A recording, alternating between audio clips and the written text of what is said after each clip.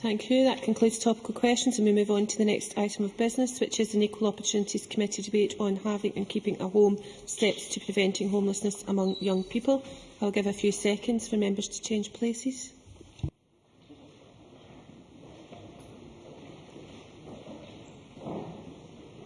Can I invite members who wish to participate in this debate to press the request to speak buttons? There is some time available for interventions at this stage of the debate, and I call on Mary Fee to speak to and open the debate on behalf of the committee. 14 minutes, please. Thank you, Presiding Officer. I am delighted to be opening this debate today as convener of the Equal Opportunities Committee. The inquiry, Having and Keeping a Home, Steps to Preventing Homelessness Among Young People, started before I joined the committee as convener, and I would like to thank all the members who served on the committee between September 2011, when the inquiry launched, and until the report was published, such as Stuart McMillan, Annabel Goldie and my predecessor, Claudia Beamish. I would also like to thank all the organisations, professionals and, most importantly, the young people who provided life experiences at committee, and those we met in supported accommodation in Inverness and North Ayrshire and at a community project here in Edinburgh. As I have already stated, the inquiry started before my time as convener, and as such the remit had already been set. The remit of the inquiry aimed to explore what existing good practice in local authorities and other agencies in and beyond Scotland is effective in preventing youth homelessness, and to identify the gaps in preventative service provision and establish how they could be closed. I believe that the report launched last October meets the aims of the remit. We found examples of good practice and we found gaps in service provision, whilst requesting the Minister at the time, Keith Brown MSP, to report back on how the Scottish Government will close identified gaps. In the Scottish Government response to the report dated the 29th of November 2012, we heard from Margaret Burgess MSP, the new Housing Minister, how the Government will meet the recommendations offered by the committee. On the report, the committee heard some principal causes of youth homelessness, which then allowed us to explore what prevention work is undertaken and how effective it is, the particular predicament of care leavers, the role of life skills, and what young people's experience of tenancy is. During a roundtable evidence session, the committee heard personal experiences of homelessness services from Yvette Hutchison of Quarriers, who provided a very bleak picture of family breakdown, addiction issues and mental health problems, issues that are the principal causes of youth homelessness. We also heard from Yvette that young people made remarks that going through supported accommodation was like a rite of passage. Yvette also pointed out that some people had managed to secure a tenancy, but did not have the knowledge to keep it, and support for young people in maintaining a tenancy was a recurring theme throughout the evidence sessions. Financial pressures on families are also resulting in young people having to leave home, as was highlighted by Ria Nicholson, whom the committee met in supported accommodation in Inverness. Ria's story, like others, of having to move out after she turned 16 because her benefits ended, and as a single parent working part-time, her mother could no longer afford to keep her, is a cruel tale of the age we are in, and something that really shouldn't be happening in the 21st century. Research carried out by Heriot-Watt University identified trigger points which emerged in young people aged 14 to 17, and included school-related issues like truancy and exclusion, parents with alcohol or drug problems, and parents who were homeless as a child. Suzanne Fitzpatrick of Heriot-Watt also referred to a clear evidential link between someone's displaying a pattern of running away and their becoming homeless as an adult, which was backed up by Shelter Scotland, who said that the rate of running away among young homeless people was 84%, compared with 11% of the general population. And given the clear identification of these vulnerable young people, the committee then looked at the role of the education system for young people. On the issue of prevention, where mediation and respite were clearly identified as tools to tackle youth homelessness, the Minister in her response said that the Supported Accommodation Implementation Group had taken the report's recommendations on respite into consideration, and I'd be keen to hear how much progress has been made on both mediation and respite over the last 6 months. Looking at the report again, mediation was cited as having an important role in prevention. Janine Barrett of North Ayrshire Council, Claire Mailer of Perth and Kinross Council and Kate Sanford of Quarriers each provided the committee with examples of where and when mediation can work in preventing youth homelessness. Kate Sanford said, "Young people have talked about situations in which family members simply got on top of one another, and it was difficult to take a reasoned and rational view of what was going on. So maybe with more mediation services available, less young people will find themselves homeless. And in cases where mediation can't work, respite must be made available to give both parents and young people space.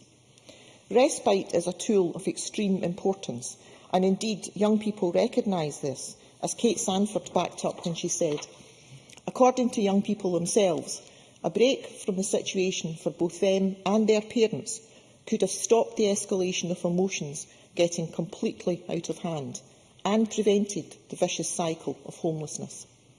And Byron Carruthers of Quarriers gave a personal experience, adding that respite, some time apart, would be brilliant. The committee concluded that mediation, education and respite are vital elements, and we noted that while the value of respite was recognised, we heard much less about it in comparison to mediation and education. Believing that respite should be integrated into the mediation approach, and I hope to hear more from the Minister on this later. I won't say too much on the role of education in preventing homelessness, as it did take up a good part of the report, and I am sure other members today will pick up on it themselves. However, preventing homelessness through education can play a significant role, as long as all children in each school receive the same guidance. During the evidence sessions, we heard that there was inconsistency throughout local authorities, with some schools carrying out in-school preventative activity, yet other local authorities, all schools, carry out such work.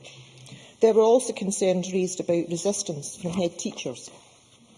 Grant McIntosh from Eastern Bartonshire Council, part of the West Housing Options Hub, agreed that there should be stronger links with education. Yet it depends on the reception given by school management and whether head teachers view it as a priority. And it would appear from the evidence that possibly a rollout was required in line with getting it right for the Getting It Right for Every Child approach, and as such we recommended that the Scottish Government work with local authorities to collect data in which schools young homeless people attend, identifying what preventative work is undertaken, and to establish which schools carry out no preventative work and why, and then the steps to remove the obstacles identified. And given that it is more than 6 months since the Minister's response, I'd be keen to hear how far these recommendations have gone. Presiding Officer, leaving the care system, when ready, should be a new start for any young person offering an exciting challenge into adulthood. However, we heard that this is rarely the case. Automatic homelessness exists as a result of disjointed care and housing services. We heard from Nick Bell from the Scottish Council for Single Homeless that in some local authorities, young people are still routinely discharged through the homeless route, rather than with a pathway plan that has been worked out for them. Heather Gray from the Prince's Trust echoed Nick Bell by stating that there is a very inconsistent picture of support for young people before, during and after leaving care, and we need to manage transition better. Heather also added that looked after children left care far too early. And I also believe that someone of 16 and 17 is too young to leave the care system, especially given that many looked after children are vulnerable young people with different levels of maturity, still developing mentally, possibly as a result of having suffered from some traumatic life experience, often through no fault of their own. Byron Carruthers, a former care leaver, explained why he believes that the age limit is too low, stating that it is impossible that people, even if they have lived with their mum and dad, would have the appropriate life skills at that age. The age limit for people going into homelessness should not be 16, it should be 18. That would give people more of a chance to learn the skills that would help them to look after themselves. However, concerns not only surround the age limits, it's the support that makes sure young people cope in their transition, something Keith Brown recognised during his evidence session. And in the Government response, Ms Burgess stated that following the consultation on the Children and Young People Bill, they are now considering how to improve legislation around through care and after care. And I welcome this and look forward to hearing how this will be strengthened. The lack of appropriate life skills not only exists in care leavers, as Byron Carruthers pointed out, but across the general population of young people. The committee heard different examples of where the problem lies, much of which appears to stem not only from education, but from a young person's level of confidence and awareness. A few weeks ago, I heard from a young constituent who's not homeless, but backs up the report in the sense that schools don't teach the life skills required to find and maintain a tenancy. And Dr Paul Monaghan and Sharon Munro of the Highland Homeless Trust and Bernardo, Scotland respectively, said that many young people do not have the life skills, experience or support to make transitions easier, leading to many becoming alienated and have a very dependent outlook. Having basic skills such as budgeting, how to cook, wash clothes and clean the house could be taught in schools or through other forums, yet there is already an issue with educational attainment of many young homeless people. We heard about the catch-22 for these young people in addressing their education and skills gaps, possibly through college, and losing benefits is not an option for many in desperate need to cling to that financial support. There was, however, a great focus placed in school education in addressing life skills through the Curriculum for Excellence. We heard about financial education and learning programmes such as Tackling Debt, Talk Money, Talk Solutions and Small Change. These initiatives are to be welcomed in preventing money problems for young people, but I do feel that many young people will fall through the cracks, and while they are preventative, they may not improve the life skills if there are already issues around literacy and numeracy. And as the report requested, to find out how the outcomes are measured, I will wait to find out before I add anything further to this. And, Presiding Officer, since the report was launched, community care grants have been devolved to the Scottish Government. And given that there were issues around the length of time in processing applications and the amounts offered, I hope that some of the issues have been resolved, or if not, there have been considerable improvements. However, it may be too early to tell, as anyone who applied for a community care grant when they were devolved at the start of April may only just have received, or about to be receiving, the support they need. In the report, there were serious concerns about the amounts provided in order to furnish flats, and we heard from Yvette Hutchison that people who apply for a community care grant may get £100, with which they are supposed to furnish their entire property.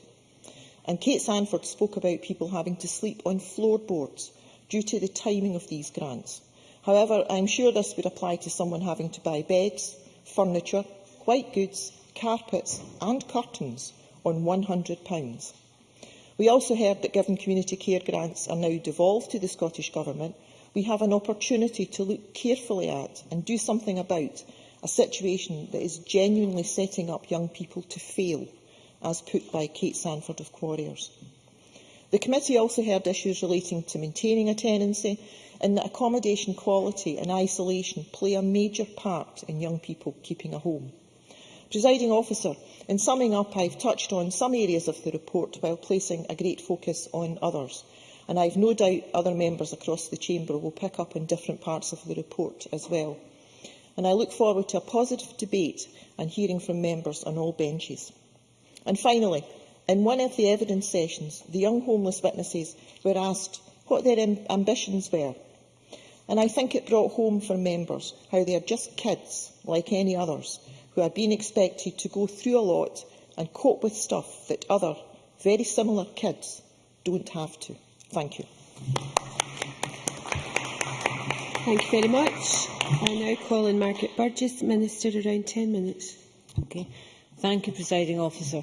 And I'd also like to thank the committee and all those that gave evidence to the committee for bringing this debate to the chamber today. And this is a debate that I genuinely welcome, and I thank the Equal Opportunities Committee for addressing youth homelessness, which is an important issue for all of us. And as the convener has said, I wrote in November with the Scottish Government's response to the recommendations, and I want to outline today some of the actions we have taken forward since then. The Scottish Parliament's historic 2012 homelessness commitment has now been met, which means all unintentionally homeless people are entitled to settled accommodation. And we are keen to continue our focus on the prevention of homelessness and the housing options approach to prevention.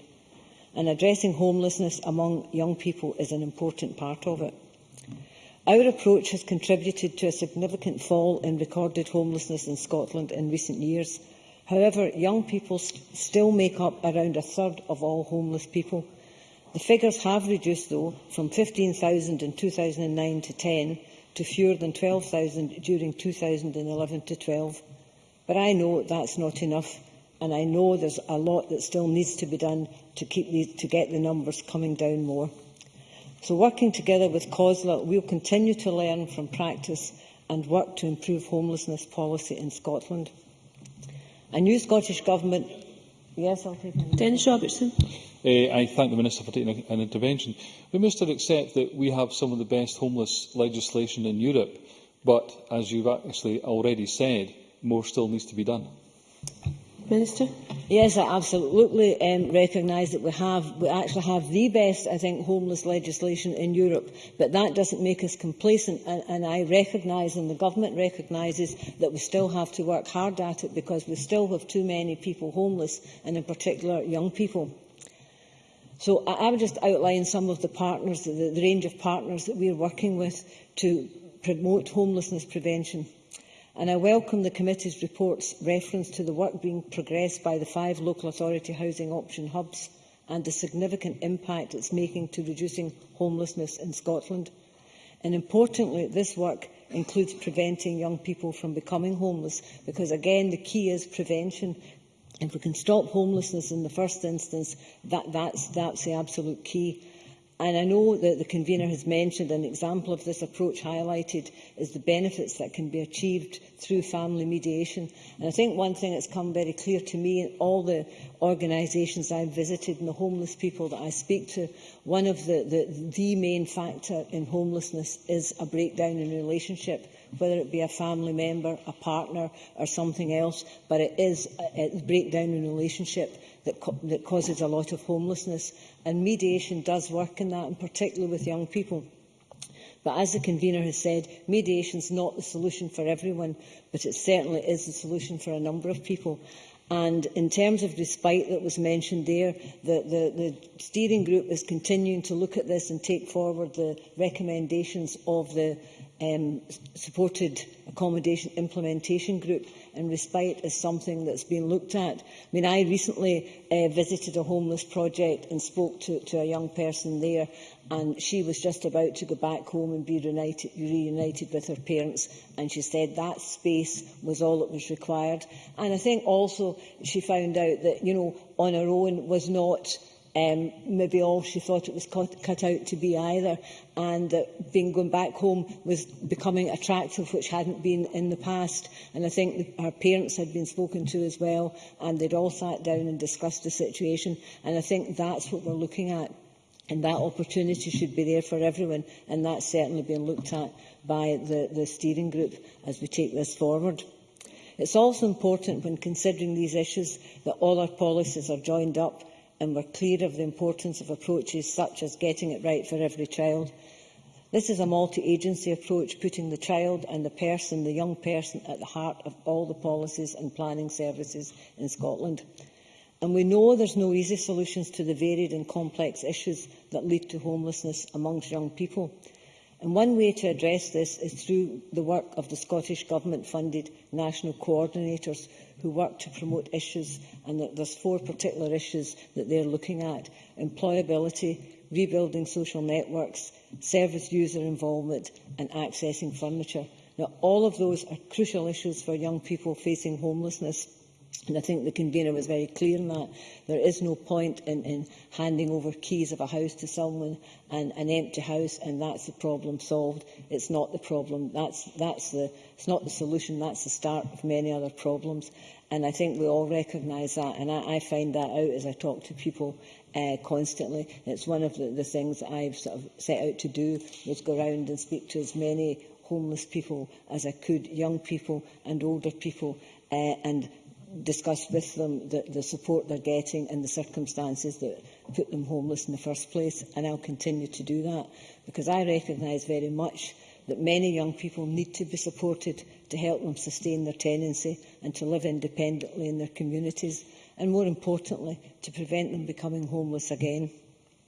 Because of our concern about this issue, we established, as I said, the Supported Accommodation Implementation Group, who issued its final report last year. And it looked in depth at housing support for homeless people. Its proposals will be considered by the Scottish Government COSLA Homelessness Prevention Group, which we've kept going to take forward the recommendations of the committee's report. Another development in this regard is the new housing support duty, which comes into force on the 1st of June. And this means that local authorities must assess the housing support needs of certain homeless applicants. They must ensure that housing support services are provided to all those that need them, and we are working with local government and other key stakeholders to develop guidance to help councils implement this duty. And the feedback we've had so far is very positive about this. And in its report, the committee expressed concern about life skills and the resources available to teach young people financial management skills from an early age. Education Scotland and its partners are developing a series of half-day workshops for secondary school teachers to discuss financial education in the context of Curriculum for Excellence. The committee have also noticed that there is a lot of work being carried out by local authorities and their partners in addressing housing education in schools, and the Housing Option Hubs are actively sharing practice in this area. The availability of suitable accommodation can also make a huge difference to the outcomes of a young person leaving care. And to look at this issue, we've established a through care, after care activity hub and accommodation for care leavers as part of the Looked After Children Strategic Implementation Group. And I think this group's got an important role. They're looking to develop a model housing protocol for care leavers based on existing best practice. And this will be one of the issues discussed at a National Care Leavers event in October, which will be attended by the Minister for Children and Young People. Also highlighted by the report was that welfare reform presents a significant threat to sustaining the success of the housing options approach in the future. And I'm not in any way complacent about the potential impact of welfare reform on the most vulnerable, including young homeless people. The housing option hubs are well placed to help address these challenges and are proactively engaged in trying to identify the best options available to help those at risk. This work is crucial, so we have committed to fund the hubs for the next 2 years to allow this work to continue. And I know the committee had concerns and has already been raised about the operation of the previous social fund, in particular community care grants. And I'm pleased to say that the Scottish Welfare Fund, which came into force last month, and to which the Scottish Government committed an additional £9.2 million to the successor fund, the Scottish Welfare Fund, is actually, I know it's only been going since April, but the feedback so far has been very positive in both how the fund is operating and the kind of assistance it's providing. The Scottish Welfare Fund can help young people by providing a safety net in emergencies or where there's an immediate threat to health and safety. And we are monitoring the implementation to ensure it is working for those that need it most, including the most vulnerable young people. And the guidance makes particular reference to that group of people. So, Presiding Officer, tackling youth homelessness is a priority for me and the Scottish Government.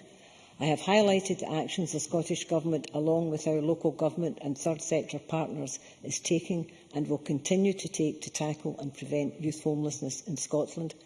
And I also look forward to hearing members' contributions to this debate today. Many thanks. I now call Elaine Murray, 6 minutes.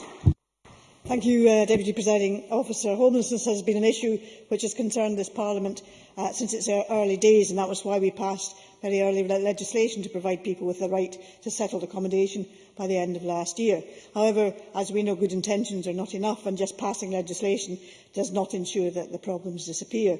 Individuals and families fall into homelessness for a variety of reasons, but we do know from shelter statistics, and these are borne out by the experiences of local authorities and housing associations, that significant numbers of homeless applicants are single people, that 42% were single men in 2011-12 and 22% were women, and as the Minister has advised us, a third of all applicants are young people. Around half of those single people are indeed young people. And indeed, some of the others may be people whose problems which led on to homelessness actually began when they were young. And that is one of the many reasons why the inquiry by the Equal Opportunities Committee is so important. The causes of homelessness amongst young people need to be understood for suitable interventions to be made. The committee noted a number of issues, as Mary Fee has said: family breakdown, mental health, addiction, issues I think which will be familiar to all of us from our own casework and when dealing with constituents' housing issues. And they are sad, of course, when they affect people of any age, but they are particularly sad in the case of young people, whom we would all hope ought to have a bright future ahead of them. And then, of course, these causes are further exacerbated by the experience of homelessness. And homelessness doesn't necessarily mean being roofless and sleeping on the street. It may be a continued rota of sleeping on the couches and floors of friends and acquaintances. And sadly, many young people do go directly from the family home into homelessness, and this can be for a variety of reasons: domestic abuse, substance misuse, perhaps a young person doesn't get on with the new partner of their parent, or perhaps a parent is under stress, for example, for employment or financial reasons, and unable to cope with the young person's behaviour. And it was reassuring to read in the committee's report that the housing options hubs are specifically addressing the issues which can create homelessness amongst young people, and that they were able to record some success in reducing the numbers of homelessness presentations from young people. The committee reported, as others have said, the role of mediation in giving families a break from each other and preventing the situation from escalating into breakdown. It also highlights the role of the education system can play in ensuring that young people have a realistic perspective of what homelessness actually means and what type of accommodation they might be offered. However, teachers may not have the training to deal with young people in these situations, and, as the report points out, social workers and teachers are not necessarily the people that young people at risk of being in this situation will listen to. The committee has made a number of recommendations to the Scottish Government regarding the data which needs to be collected, identification of preventative work being undertaken and its successes, and how any obstacles might be removed. The report also identifies that young people leaving care are particularly vulnerable to homelessness. Overall, I'm sorry to say, we continue to fail these young people who have been in care with regard to their future life chances, whether those be educational achievement, employability, homelessness, or the likelihood of becoming an offender and spending a period in prison. And we must develop a more holistic and person-centred approach to supporting young people in care and during the transition to adulthood. And I believe that was one of the conclusions which also the Supported Accommodation Implementation Group also drew from their work. But just managing to get a tenancy is only the beginning of the story, as many young people have difficulty in sustaining a tenancy, whether that is through problems with budgeting or behaviour which is unacceptable to neighbours. Curriculum for Excellence recognises the importance of building financial capability, and indeed there are many organisations which can support schools in doing this. The report also notes how the lack of essential life skills can disadvantage young people, and has asked the Scottish Government to investigate how resources can be made available through the Curriculum for Excellence. So I was interested to hear what the Minister was saying about how that has been taken forward. However, education prior to gaining a tenancy can only do so much, and many young tenants will require support when they are first in a tenancy. And as the report identifies, young tenants can feel isolated. They are often in poor standard accommodation in the private sector, and they can be vulnerable to be targeted by criminal elements involved in drug dealing and sexual exploitation. The ideal is supported accommodation for young people. Dumfries and Galloway's largest housing association, DGHB, opened a development of 10 self-centred units last summer. I believe it was the Minister's predecessor who actually opened them. And these were specifically for young people leaving care. They were able to work with trained support staff to develop the skills they need to live alongside others and to sustain a tenancy, either with DGHB or possibly with another registered social landlord. Clearly, as the report identifies, welfare reform will make it more difficult for many young single people to maintain a tenancy. Councils and housing associations have housed single people in two-bedroom properties because one-bedroom properties are in short supply. And I know from my own casework that the bedroom tax is already taking effect with tenants in receipt of housing benefit and falling into arrears.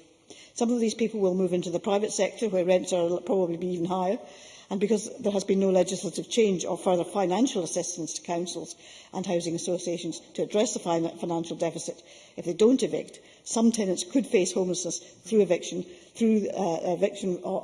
because of non-payment of rent, which has arisen purely from the bedroom tax. I do hope that the Government will revise its view or review its decision in that regard, because I know that most housing associations will only use eviction as a last resort.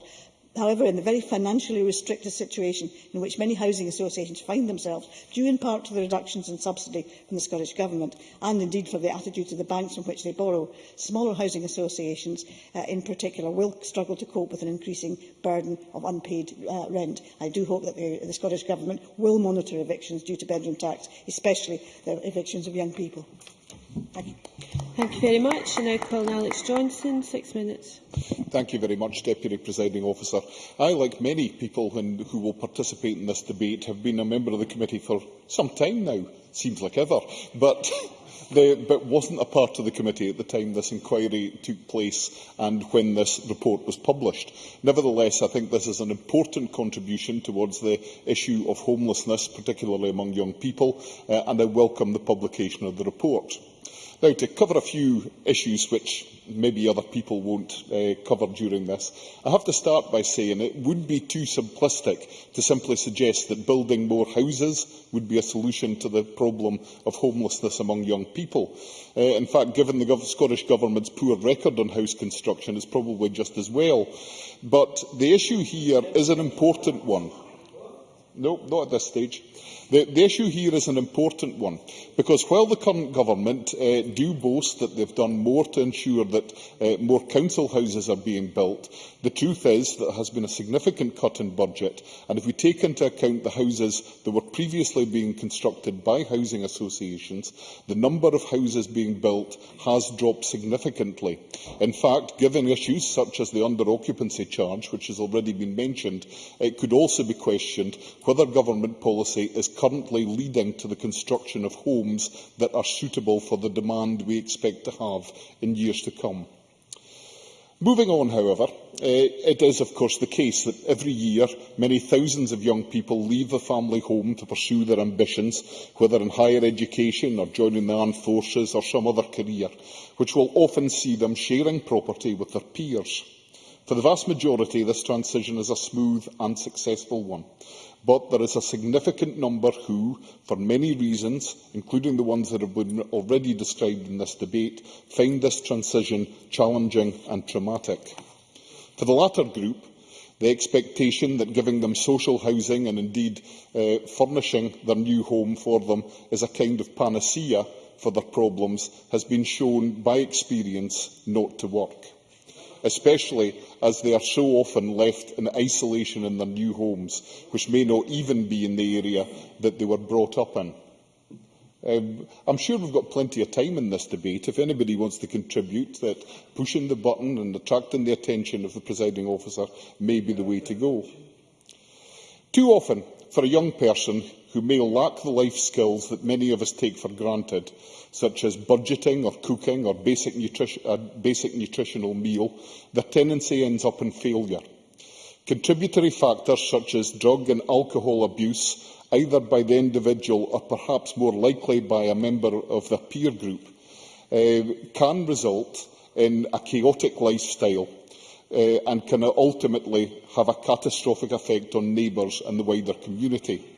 This leads to the young person being evicted, and the revolving door of homelessness begins. With all the significant cost to a young person taken into account, and the community and public purse, this obviously has a significant cost.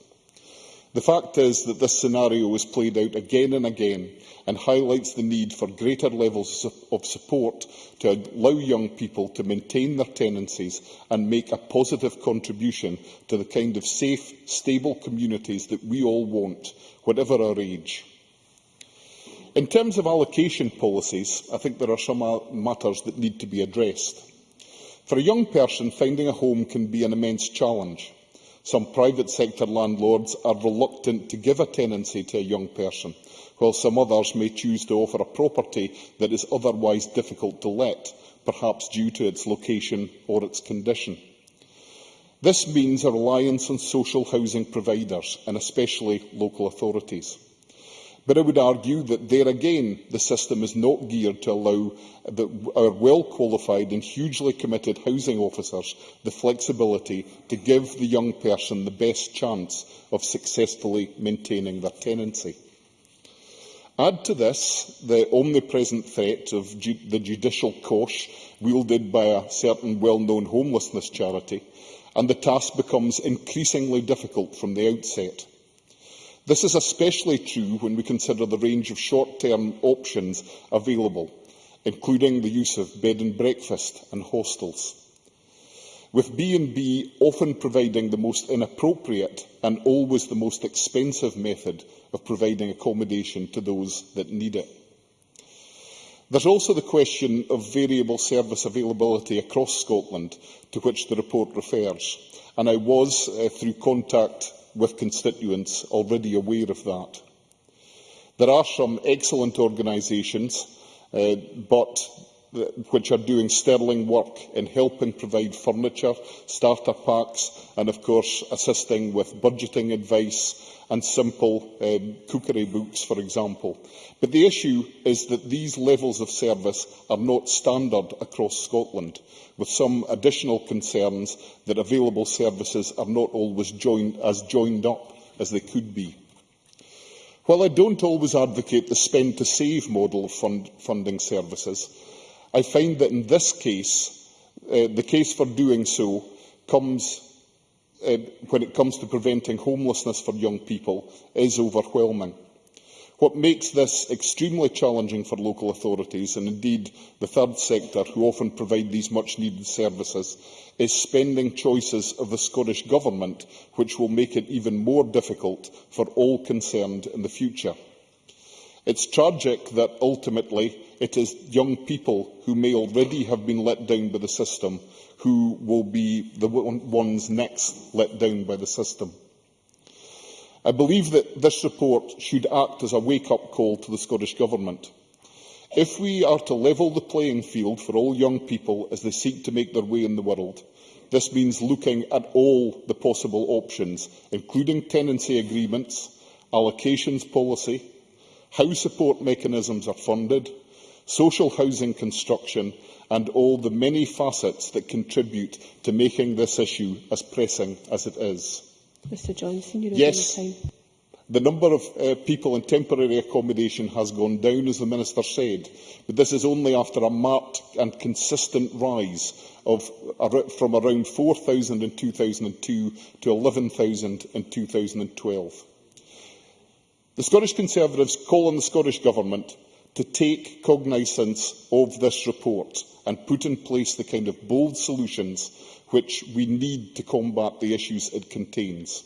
When it does, we will be delighted to support its actions. Thank you. We now turn to the open debate. Can I ask members who wish to speak in the debate, particularly those who have intervened, to remember to press the request to speak buttons. There is some time in this debate for members who take interventions. Time can be given back at this stage. I call Linda Fabiani, to be followed by Margaret McDougall.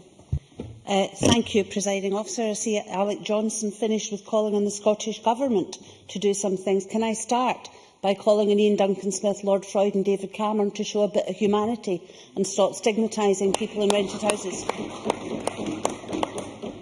Can I also start by declaring my fellowship of the Chartered Institute Housing, Presiding Officer, albeit a long, long time ago that I worked directly in housing, and even longer ago than that, when I worked in Clydebank Housing Association, which in the mid-80s was a new association. We began to do shared accommodation for young people, which was very innovative in its time, some 20-odd years ago. For those who represent that area, it was in Alexander Street in Clydebank. I think it was converted later to mainstream tenement housing and isn't there anymore. But I use that as an example of, all that time ago too, we were worried about how young people could set out sustaining tenancies, and felt very strongly that it wasn't as simple as just putting someone into a house and saying, there you are, get on with it. What I will say is that it took intensive management, and I can say that with confidence because I was the soul that had to manage it. It was not easy. But what I will say is that I do have some concerns about the move we have currently to much larger housing associations, much larger registered social landlords, that we lose some of the ethos of community-based housing associations, that therefore takes away from the intensity of management that's sometimes required in these things. So, what's changed since 20-odd years ago? Yes, we have excellent homeless legislation. Yes, we have recognition that young people have rights, which is really important. And recognition, too, that life has changed and the expectations and aspirations are a bit different these days. And that's the backdrop against which the Equal Opportunities Committee report was written. And there are examples of good practice, as outlined by Mary Fee. For example, in my own area, South Lanarkshire Council runs homelessness sessions for all fourth-year pupils across South Lanarkshire, as well as mediation services and their housing options services. But there appear to be variations in service and delivery across the country, and I think it's quite right that the committee have asked the Scottish Government to take an overview on this. Education is very, very important, but if there's one plea I would make too, it's yes, financial education, yes, the stuff that's going to schools across the board, but there's also practical education required. Things like how you change a plug, things like what to do when your boiler packs in, things like how to paint a wall. It's more than just the financial side. It's about making a house a home. And that's the tenet of this. It's how, having and keeping a home. And one of the things that I've found over the years that's an issue for that are benefits. It's always an issue. I remember one case that I dealt with some years ago in North Lanarkshire, where a young lass who'd come out of care, hard times in her life, ended up with a lovely wee flat, absolutely great, got her life together, and then she went to night school and get her hires, and she wanted to go to university. And she couldn't because she wouldn't get a housing benefit. So it was like, get educated with a view to having a career and lose your home, or stay in your home and look at working in the same kind of job for years on end. So we've got that wrong too. We've got to join up some of these services. And then that brings me on to the bedroom tax. Now, it's absolutely ridiculous what's happening. We're sitting in the Welfare Reform Committee every week taking evidence from people.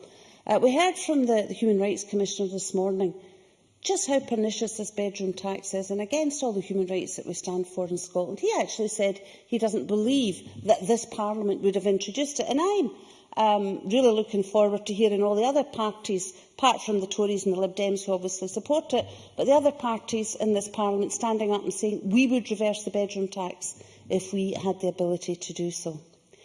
Now, I've received some information from Crisis, which is the national charity for single homeless people. And they're really concerned that this latest stuff that Ian Duncan-Smith's coming out with, and David Cameron, about cutting young people's benefit for the under-25s. And there's currently nearly 35,000 people under 25 who claim housing benefit in Scotland, for all different reasons, all different circumstances. 17,000 have dependent children. And we have to bear in mind too that quite a lot of these 18 to 24-year-olds claiming housing benefit are also working. It is not the case that those who claim housing benefit are getting their whole rent paid. You have people working really, really hard and just needing a help up. 8% are sick or disabled and claiming employment support allowance, and 28% are job seekers. And then you've got David Cameron saying things like, in 2012, choice one, work hard, go to college, get a job, live at home, save up for a flat. Or, or get housing benefit. And he says if hard-working young people have to live at home while they work and save, why should it be any different for those who don't? Well, I'll tell you why it should be different for some people, because they get a rotten chance in life. And while, You know, it's all very well for David Cameron to say these people have responsibilities. Well, so does a government have responsibilities. It has responsibilities to look at the rights of the child and the rights of the young person. And not every young person is able to stay at home until they can save up for the deposit for their flat. I don't go into personal details, but I had to leave home at 16. It wasn't easy, but I got there by a lot of luck and a lot of good opportunity. And there's an awful lot of youngsters that just don't get that. So I know I have to finish, Presiding Officer, and I'll say it's about much more than just getting a home, it's keeping it. I'm glad that that report recognises that. And I'll finish with something a young lad in Motherwell said to me a few years ago. He said, "Do you know what, Mrs Fabiani, they gave me a house, but they didn't tell me how to work it." And I think that's actually the key to what we have to do here. Many thanks. Now call on Margaret McDougall to be followed by Richard Lyle. Fairly generous 6 minutes. To be able to debate this important issue and congratulate the Equal Opportunities Committee on an excellent and comprehensive report. Homelessness is unacceptable at any age, but it is particularly harmful for those starting out in adult life, setting them up for problems for years to come. A whole range of social ills such as crime, mental ill health and addictions can be avoided or treated more effectively if a young, vulnerable person is supported into a home and helped to retain it. I agree with the Equal Opportunities Committee's findings that preventative measures such as mediation, respite accommodation and education are vital to tackling youth homelessness and homelessness more generally. For example, in the area I represent, North Ayrshire, the Council utilises a range of effective prevention measures in line with the holistic housing options approach, and has found that in the 4 years since its prevention strategy was put in place, homeless presentations are down by 49%. Members will note from the Committee's report that North Ayrshire Council has had excellent results from mediation between family members and young people at risk of homelessness because of family relationship breakdowns. This allows the young person a safe route back into the home. For those not at risk of violence, this is the best possible solution until they can enter into their own tenancy in a planned and well-managed way.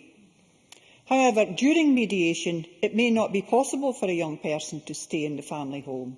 This means that respite accommodation can be a vital tool in the prevention process. Giving evidence to the committee, quarriers acknowledged the great importance of respite. However, the committee rightly observed that this aspect did not appear to be very integrated into the mediation process, and that not enough evidence had been given to the inquiry on respite. While I welcome the Minister's comments today, I would ask that the Minister explore the importance of respite accommodation further, and would expect her to give her full-throated commitment today to ensuring it is given proper consideration in any Scottish Government action on youth homelessness.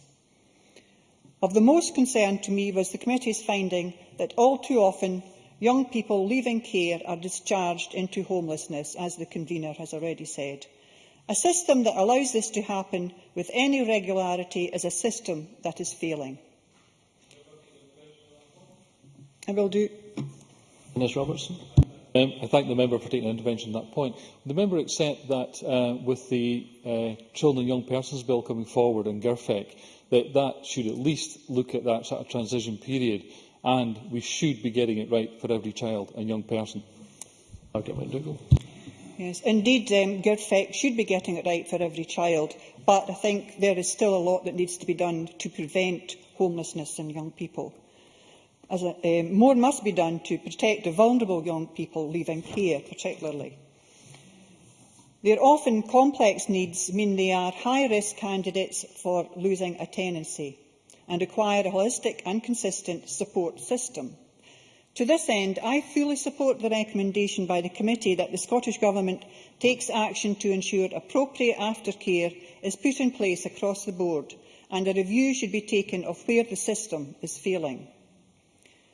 One area I would like to have seen explored in greater depth in this report is the involvement of the voluntary sector in helping young people get and keep a home.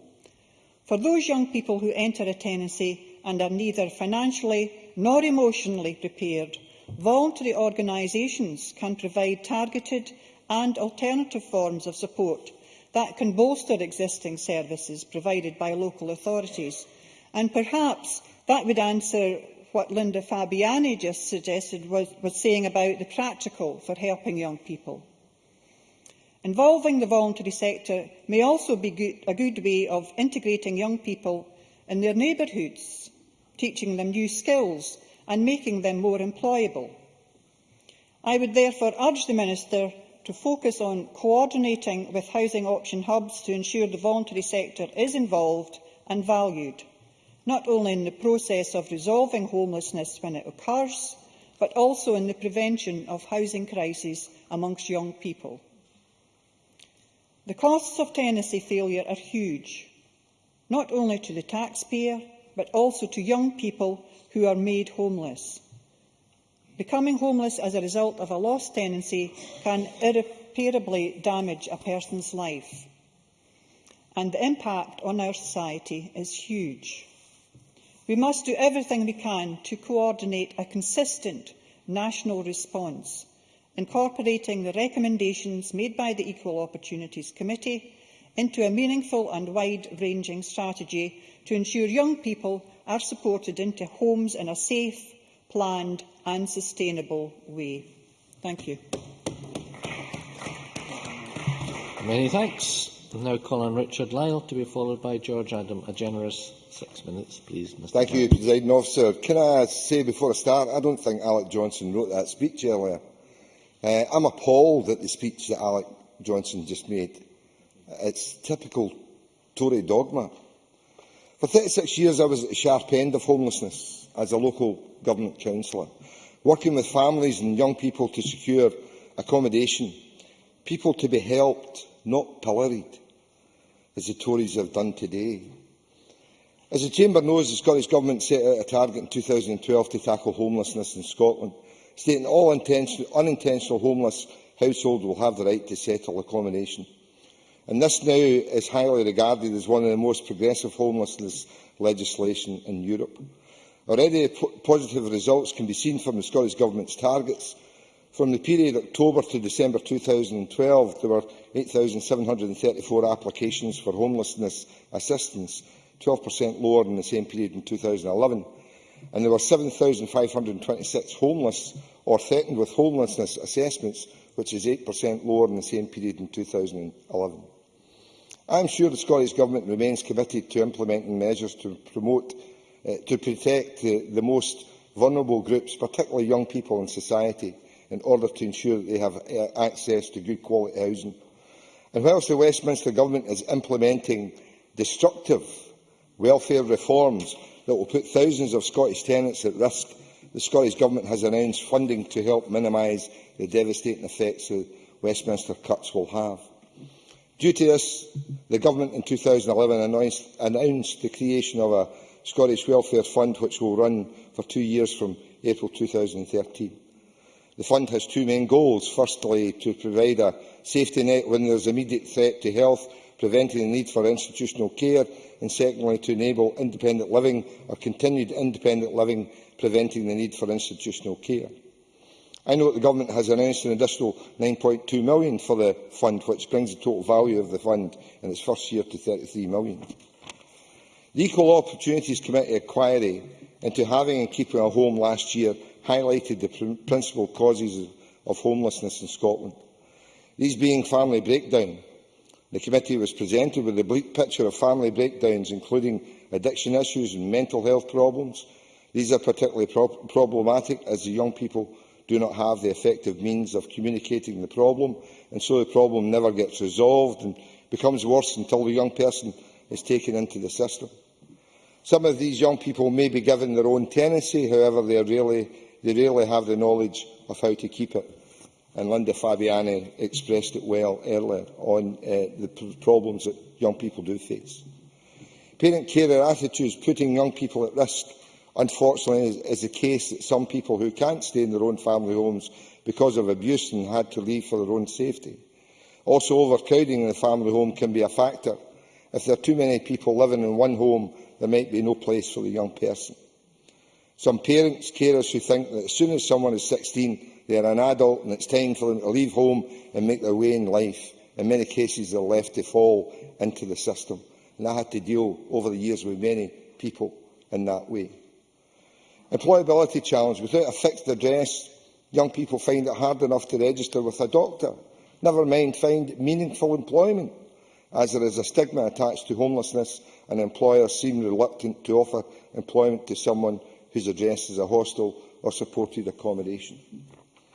In order to tackle the main causes of homelessness, the committee has identified ways of which to prevent the initial causes of homelessness, and I compliment them on that.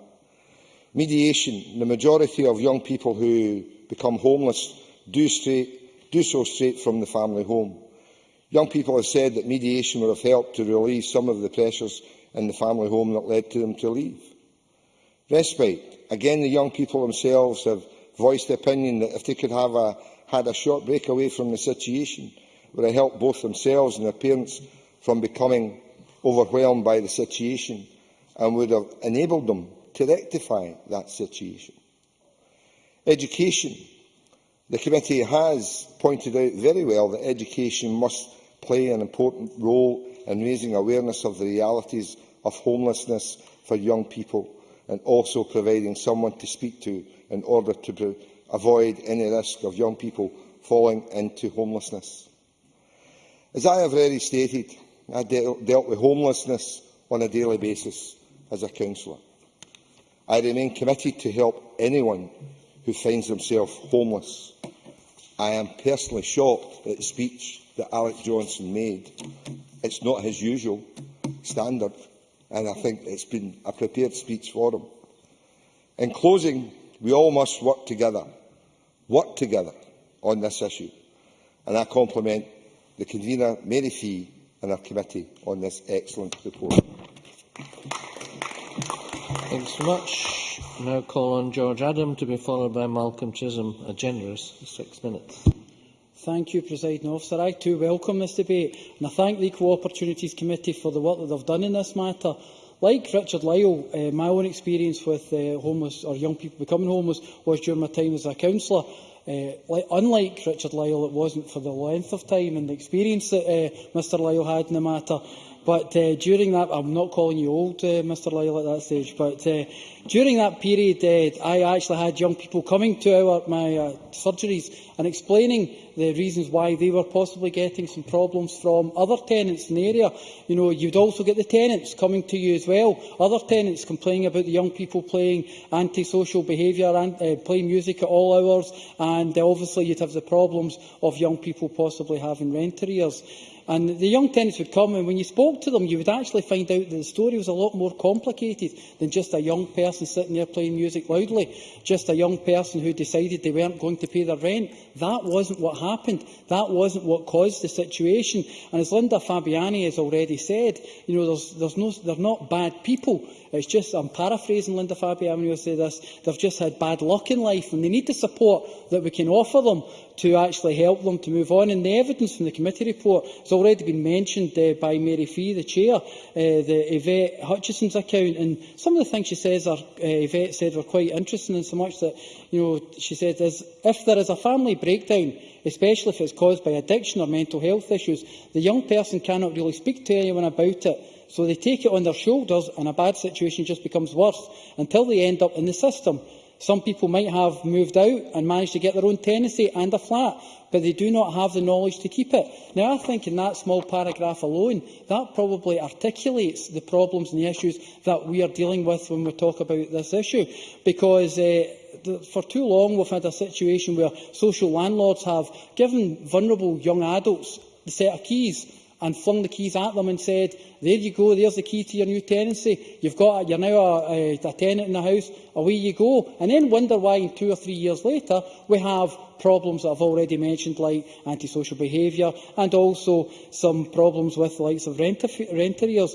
Linda Fabiani was quite right, and I think this sums up as well as the young man from Motherwell who says, they gave me a house, but they didn't show me how to work it. Now, that to me just sums up the whole situation for many of the cases that I had to deal with over the years. And normally the tenancies that they're offered from the social landlords are normally in areas that nobody else really wants. It's in areas of where the local authority or the social landlord can't get rid of the stock as it is with other people. So it becomes a never-ending circle, an ongoing problem where they're trying to do the best by themselves, but at the same time they're having the issues with trying to deal with the council to get repairs done, to get the job. And this is all things that are brand new. I have to say, when I was 16 and 17, if you'd done that to me, and I like to believe I had a reasonably steady childhood, I would have had difficulties dealing with that kind of situation and an ongoing matter as well. And then you have the situation that was brought up before where people end up going to the private sector and private rents. And that makes it even more difficult because you end up with unscrupulous landlords who possibly don't give them the support they're needed and just the rents are phenomenal. So support is definitely needed. And I would say I'm aware in Paisley that Renfrewshire Council and the local housing association are building supported accommodation in the south end of the town. And this has received funding from the Scottish Government and is welcomed because it shows that we can actually make sure that we support these young people within that housing as well. Not just a case of throwing some keys at a young person and saying, that's you, you've got your own house now, you can move forward. So one of the things we have to look at as well is education, and to ensure that young people do, not just young people that come from difficult backgrounds, but all young people understand what it's like to actually have financial responsibility. I've got a 19-year-old daughter, and I don't think financial responsibility is one of the things that comes to mind when I think about her. I can remember that I probably will get a phone call on Friday, presiding officer, because she's worked out when payday is. So that kind of shows you how she has been able to deal with situations as well. So I think it's, when you look at Education Scotland, has provided a range of financial education teaching support material that the Minister outlined during our answer to the committee. It just shows you that we have to take this seriously and we have to make sure that we get that there. There has also been talk of the Children and Young People's Bill. The Scottish Government is looking to strengthen the legislation around through care and aftercare to ensure that this vulnerable group are prepared and supported from the transition. Because, as I've already said, it's not just whether you're actually someone that's coming from a more challenging background. It's anyone of that age that's having to deal with the responsibilities of life can be difficult. Of course, as Linda Fabiani and others have said, welfare reform will of course have a massive effect on this situation as well. There are 165,000 one-bedroom properties in social rented sector in Scotland, and only 20,000 will be available in the next year. Alex Johnson says possibly, we should look at the stock for suitable to demand, but that's not the issue, because for years on year, councils have actually made sure that people have been wanting 2 to 3 bedroom houses, and they've actually made sure that they get that. So in fact, I remember my time in Renfrewshire Council, we actually get rid of some 1 bedroom houses because that's not what the sector wanted, because they wanted 2 to 3 bedroom houses. So we have the situation of Westminster's welfare cuts showing its way again. And once again, we have the tale of two governments, one that's wanting to actually do something for the people they represent and one that doesn't. Presiding officer, as I've already said, we need to ensure we support these young people so that they can thrive within their new home and are no longer an ever-changing statistic, just moving from one set of stats to another set of stats, whether it be from a looked-after young person going into their own house and then ending up being someone that's possibly going to end up being thrown out of their home. We have to make sure that we deal with this situation in a situation like the report has already set out. And I think it's important that one thing we do take from this debate today is that we all agree, as Richard Lyle says, we all take the responsibility to do all we can do for the young people in Scotland and give them the opportunity, because a roof over your head is one of the most fundamental, important things in your life, and I think it's something that we should all strive to ensure that we can support these young people. Many thanks. Now call on Malcolm Chisholm, to be followed by Stuart Stevenson. Officer Dennis Robertson was right to say that we have the best homelessness legislation in Europe, but Alec Johnson was also right to say that building houses is not enough, vitally important though that is. And I think that's why the prevention agenda has been very important, really, for the last 10 years since the homelessness legislation was passed. And I think it's also why it was important in the recommendations of the Infrastructure Committee, who by chance, in fact, were doing a study on homelessness at the same time as the Equal Opportunities Committee were doing theirs. And in fact, I won't go on about their recommendations, but one did interest me because it said that the government should develop a measurement tool for homeless prevention services, which I thought was interesting because the intention of that, obviously, was to drive up standards and ensure more consistency across Scotland. And I would be interested to know if the government has taken that suggestion on board, because I think it is quite an important one. But let's concentrate on the Equal Opportunities Committee report. And as others have said, the report emphasises mediation, respite and education, among other things. I think the emphasis on mediation was particularly strong, and of course others have also made that point. For example, Edinburgh Cyrenians in a report recently said that thousands of young people could be saved from the trauma of homelessness if there were an adequate investment in mediation services. And I was interested that Suzanne Fitzpatrick, to the Equal Opportunities Committee, also not just emphasised the importance of mediation, but perhaps more interestingly pointed out that this was a key feature of youth homelessness services in England. And she also said, which was perhaps more surprising, that she thought actually there was a lot from those services in England we could learn from, because in general, yes, we are leading the field in Europe on homelessness, but there obviously are things where we could learn from elsewhere, and she said the bespoke youth homelessness service in England was something we could learn from. So perhaps we should look at that in more detail. She, along with others such as Quarriers, also, of course, emphasised the importance of respite, but also, interestingly, she said we should concentrate on developing parental skills in relating to teenagers. So perhaps that's something that the government could take up in terms of its parenting strategy. Now, education, of course, does feature very strongly in this report, and I think the recommendation, or one of them, is that we should find out why schools may not be doing prevention work and remove the obstacles. So that, I think, is an important recommendation as well. I was particularly struck by what Michaela Smith from my own local authority said about this. Firstly, she said, you've got to start this work long before people are 16, and she said that was difficult for people who simply worked in the homelessness service. So that's a lot of the responsibility for that lies with schools. But she also said, interestingly, that peer education was really important for this, and that reminded me of an excellent peer education project that I saw in Edinburgh, the Rock Trust, in fact, which used to be in my constituency but is now in Marco Biaggi's. A year or two ago, they were doing work with I think it was probably third and fourth year students in secondary school, so I don't know if that work still goes on, but clearly that is an approach that was very effective at that time and could well be copied by others. Now, there's quite a lot, obviously, about care leavers in the report, because they're a key group in relation to this agenda, and the recommendation is for effective care leaver protocols and certainly not discharging care leavers through the homeless route, as some local authorities do. I think there's also the issue, of course, of whether people should be leaving care at 16 at all, which the Children's Commissioner raised in his Sweet 16 report, but that's obviously another matter, though it is relevant. Now, the Minister referred to the housing support regulations, and I think I'm right in saying that she said we have to support the housing support needs of certain homeless applicants. I would be interested, if she's got time in her wind-up, to say exactly what the criteria are for deciding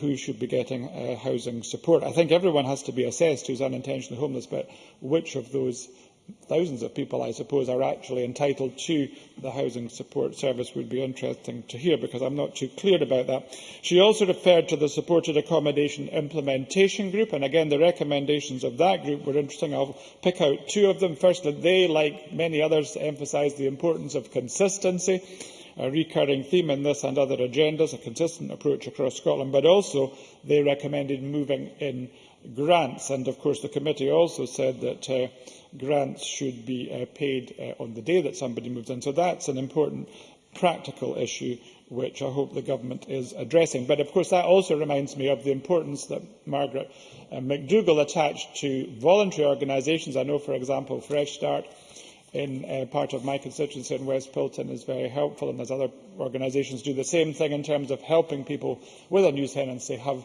some of the vital equipment and furniture and so on that they need. So that should be remembered as well. Now, central, of course, to the prevention agenda is both the housing options approach, which many have spoken about, and the hubs. And I don't think I've got too much time left, so I won't add anything to that. Except you may have a little extra time. Oh, thank you. Except to refer, for the last time I promised, to the Infrastructure Committee report, who said we should ensure the housing option service is consistent across Scotland. So again, that's becoming a bit of a recurring theme for me, but I think it is a recurring theme for lots of people who have written about this agenda, because we've got loads of good practice in Scotland, but how do we make sure that that's taken up across Scotland? So, probably in my last minute now, although Alec Johnson was right to say that building houses is not enough, it certainly is an indispensable part of the agenda. To the Scottish Government, I would say, please look at the grant per house for housing associations, because the number of social rented houses is falling off and is likely to fall off a cliff in 2 or 3 years' time if that grant level is not restored. And it's not me that's saying that, but housing associations in my own constituency. To the UK Government, obviously, I would say scrap the bedroom tax, because that just makes the whole agenda particularly difficult for allocations, because many, if not most, of homeless people are single people, and they can't be allocated to two-bedroom properties, and certainly councils like Edinburgh have hardly any one-bedroom properties. The report obviously does raise the issue of shared tenancies, partly within the context of dealing with isolation. Well, if people want a shared tenancy, that should certainly be an option, but crucially, and the committee is right about this, it should only be with the consent of the tenants. But if we're going to have shared tenancies, we need to change the tenancy arrangements, because you can't have a shared tenancy under a Scottish secure tenancy. So that's some more action for the Scottish Government, but let's end by thanking and congratulating the Equal Opportunities Committee. Many thanks. Now calling Stuart Stevenson, to be followed by James Dorman. Generous 6 minutes, please. Thank you very much indeed, Presiding Officer. I joined this Parliament after a by-election on the 14th of June 2001. There are 5 other colleagues in the Parliament here this afternoon who were there on that particular day. You will therefore recall that immediately after being sworn in, I was thrown in at the deep end to the Stage 3 of the 2001 Housing Act, which was being debated that particular day. And Linda Fabiani was the first speaker in this debate that I heard on that day in 2001. It was extremely confusing, it was long, it was in a cramped chamber up the road, which got very sweaty on a really warm summer day. So it's appropriate to return to the subject of housing again. For my part, I have the Christian name Stuart. Stuart is, of course, the family name that comes from many of my ancestors who were travellers, who were not, of course, people who were homeless, but moved with their home around Scotland, although a number of my rather distant ancestors were from time to time homeless. I was brought up in relatively comfortable circumstances in a large house with a large garden. But homelessness wasn't that far away from us. We used to have a gentleman of the road, whose surname was Stuart, who used to stay with us in the bottom of the garden for a month each year and used to get soup from the kitchen. He, I suspect, was homeless to some extent through choice. Perhaps he was reconciled to his circumstances. But in today's modern society, in particular in urban areas, being homeless is not anything like a cushy number. We also have to think about the consequences sometimes of legislation. Another time, which in my personal circumstances homelessness touched upon us, was a consequence of the 1962 Licensing Scotland Act, which changed the rules for hotels' licence on Sundays. Up to that point, they could only sell drink on a Sunday if there were people resident in the hotel. In consequence, they actually had hugely discounted costs for people to stay in the hotel. So each hotel had somebody who lived in there at a low cost. When the legislation changed, all these people were thrown out, became homeless. And one of them, my father's patient, he was a poor wee soul. He was an ex-soldier. He could just about get by, became homeless. So he lived with us for a year in our caravan in the front garden. So many of the homelessness issues that we deal with come from very diverse circumstances indeed. For me, however, the one that matters most, which has been touched upon by others in the debate, is where people are homeless through mental ill health. I worked as a psychiatric nurse for perhaps about 7 or 8 months between school and university. And many of the people who then were in psychiatric hospitals in the early 1960s were people who could not, in the circumstances that then prevailed, live independently. Some of them had actually been homeless and they'd ended up with us. But it was fundamental that their condition was based on distorted perceptions of the world, which required special training to deal with. And anyone who's met or dealt with, lived with or looked after someone suffering mental ill health will understand that. Some of the people in our ward, we had 32 beds, were people who were there because of substance abuse. Some of them from alcohol, others from other substances. So mental ill health is a particularly potent source of problems. And for the young, in particular, the support for mental ill health amongst the young, historically, has never been particularly good. Trying to throw them into the adult system has never really worked. And, of course, they become very disconnected indeed from their peers as they grow up, and therefore end up as adults who find it very difficult to cope with life. That is objectively a huge cost, but it's to society as a whole as well as the individuals, but also it is a lost opportunity for the individual and for the society as well. We've heard talk of finance. We talk about training youngsters who've relatively modest amounts of money in financial management. I can't help thinking when I was a youngster we had a local savings bank in most of our big town where I was brought up, Cooper Savings Bank. We came to the school, we all put a little bit of money away each week, and we learned a little bit by practical application about how to manage money, how to defer the gratification of spending all our money now against a future objective where we'd aggregated a bit of it together. One of the great disgraces that the Tories, I think, were the ones who were responsible for was, of course, the selling off the TSB and turning it into just an ordinary bank with much less of a social attitude and social conscience that it had before. Not every kid is lucky enough to have a George Adam bank of dad. Many kids find it very difficult. And of course, we expect financial management of a high standard from people least able to do it, people with least capability and least money. I don't really, in all honesty, count the money out of my pocket as I spend it, and none of us here are in the kind of income where I suspect we do that. Youngsters in care, coming out of care, represent huge problems as well. In my constituency casework, that is a regular feature of the work that I, and I'm sure all of us, undertake. This is an issue of huge importance that the committee has treated in a serious and useful way, but many of the reasons for homelessness are not necessarily based on rational failings. Mental ill health means irrationality, and I hope that we can see that we're able to support those in particular who suffer from mental ill health. Presiding Officer.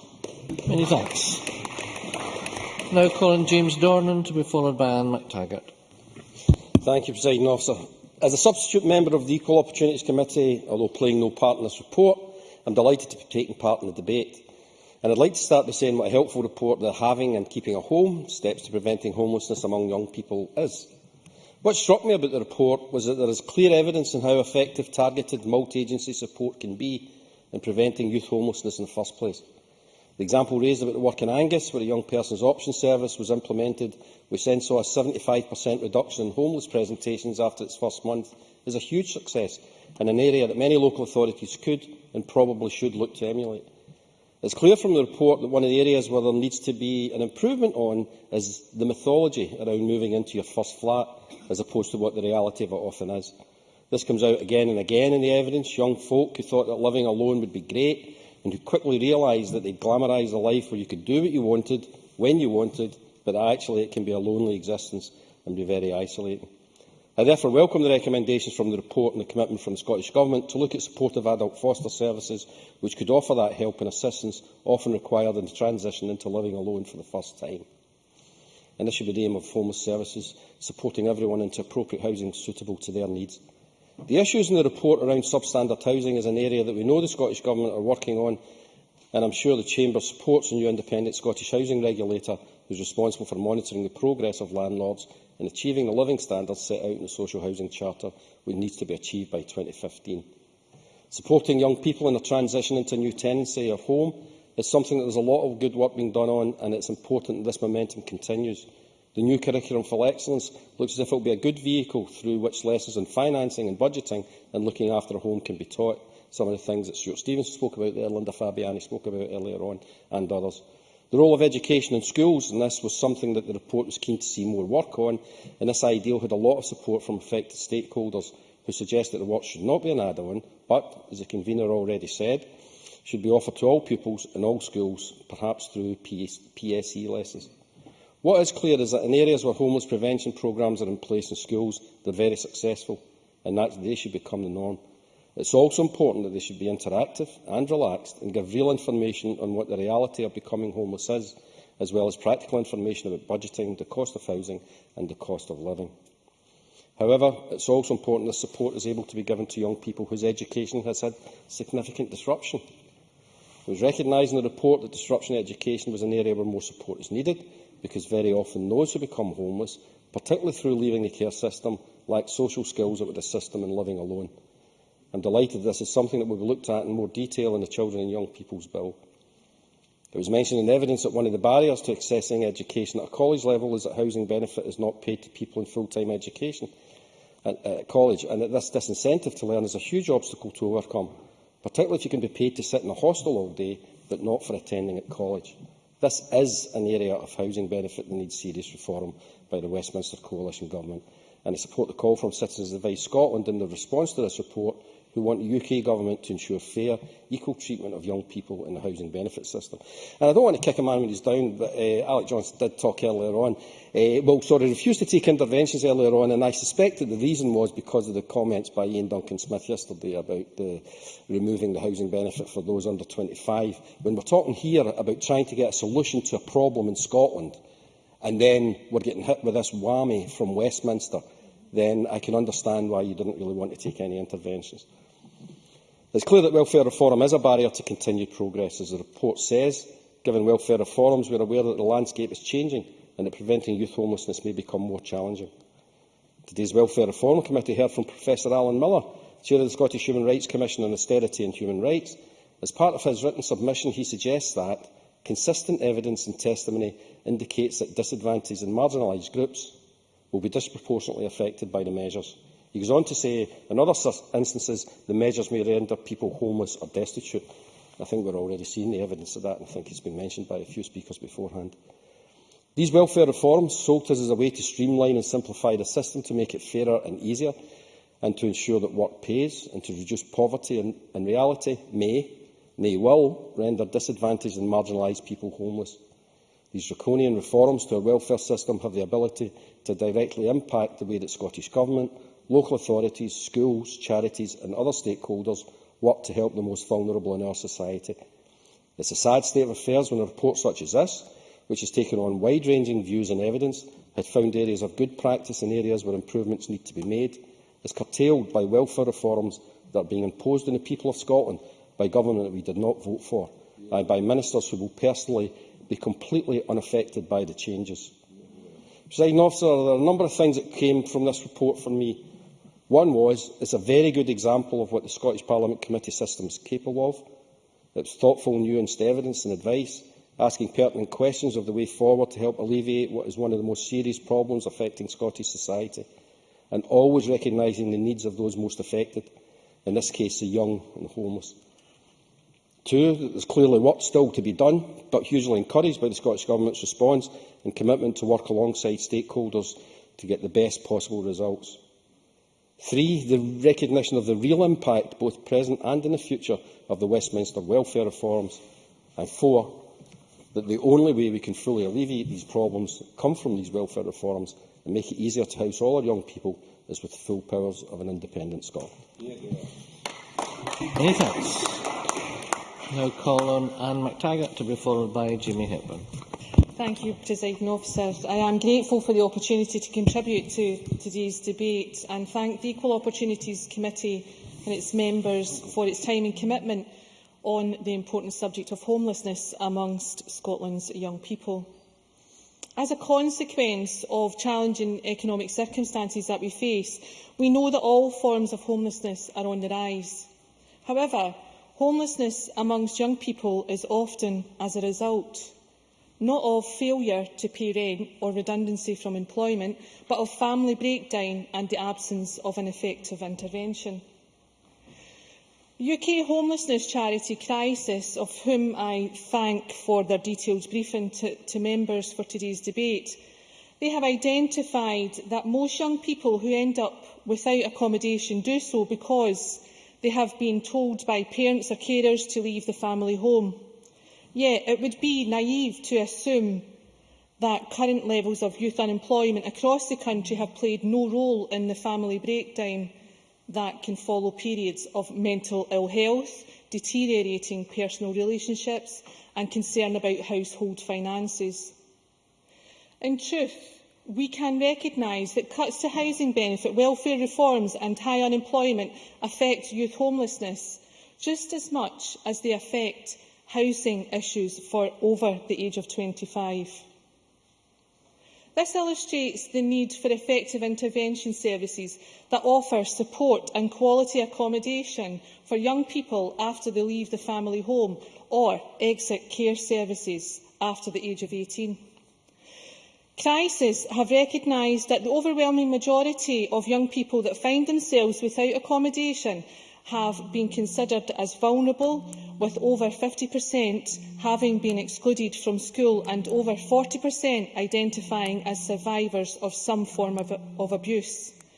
1/3 of homeless young people are also known to self-harm. The work of charities such as Shelter Scotland and Quarriers has become invaluable in efforts to achieve the aims of the 2003 Homelessness Act, and central to identify those young people who are at most risk of becoming homeless. However, the most effective means of tackling the root causes of youth homelessness is when third sector organisations work in partnership with well-resourced social work departments across local government.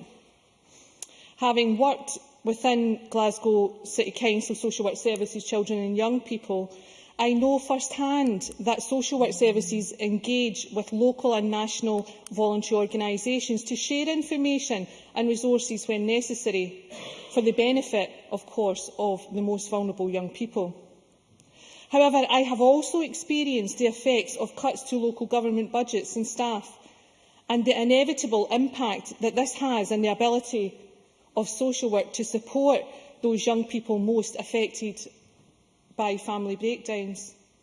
Ambitious targets such as those contained within the 2003 Act are commendable, but are utterly meaningless without proper resourcing and financial assistance that allows the staff to dedicate the appropriate time to individuals and families with unique and complex needs. The lack of affordable social housing in Scotland compounds this problem, and it means that even when social work staff have addressed the needs of young people they work with, they may be further restricted in the level of assistance they can provide due to a limited supply of suitable accommodation. Presiding Officer, we can all agree that the existence of youth homelessness is a devastating reality, and that much more should be done to protect those under 25 years of age who face the prospect of living on the streets. Ultimately, we must commit to the necessary increase in the resources awarded to local government so that our social work services are able to dedicate the necessary time to each young person at risk in our communities. The excellent work of our voluntary sector must be complemented by an adequately funded public sector and a substantial increase in the construction of affordable social housing across the country. This collective approach is the only route to ensure that Scotland's young people are not casualties of Westminster's welfare reform and Scottish Government's local government cuts and rising levels of unemployment. Thank you. Thanks so much. And I now call on Jamie Hepburn to be followed by John Mason.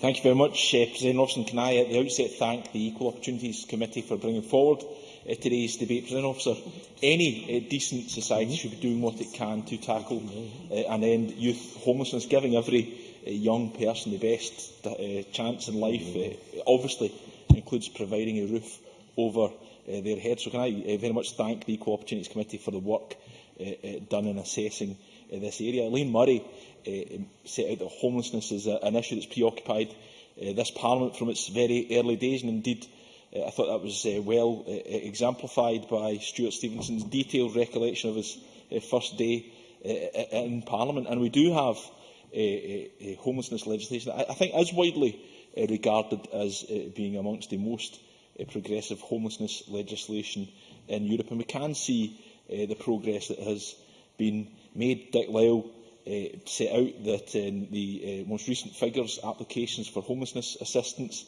and assessments for homeless or those threatened with homelessness have reduced. And of course, in the October to December 2012 period, 96% of applicants assessed as homeless were accorded priority. That's an increase of 5% compared with the same period in 2011. So I'm sure we all welcome that progress, but we should always be prepared and willing to make further systematic improvements. So I very much welcome the committee inquiry and report in that regard. And of course, the report detailed what it felt were the principal causes of homelessness, and they included family breakdown, which may force young people out of the home as an alternative to the ongoing conflict with family members, parental and carer attitudes which put the young person at risk, often forcing young people out of the home for their own safety, and financial pressures on families, a situation that can only be exacerbated by Westminster's welfare reforms, which have been mentioned by many and to which I will return later. I think the point is made in the report and was accepted by the Minister at the start of the debate, that key to tackling this problem is and reducing the incidence of youth homelessness is prevention, and there were some key suggestions by the committee as part of a preventative strategy. Of course, there was mediation, which the committee set out could play an important role in prevention.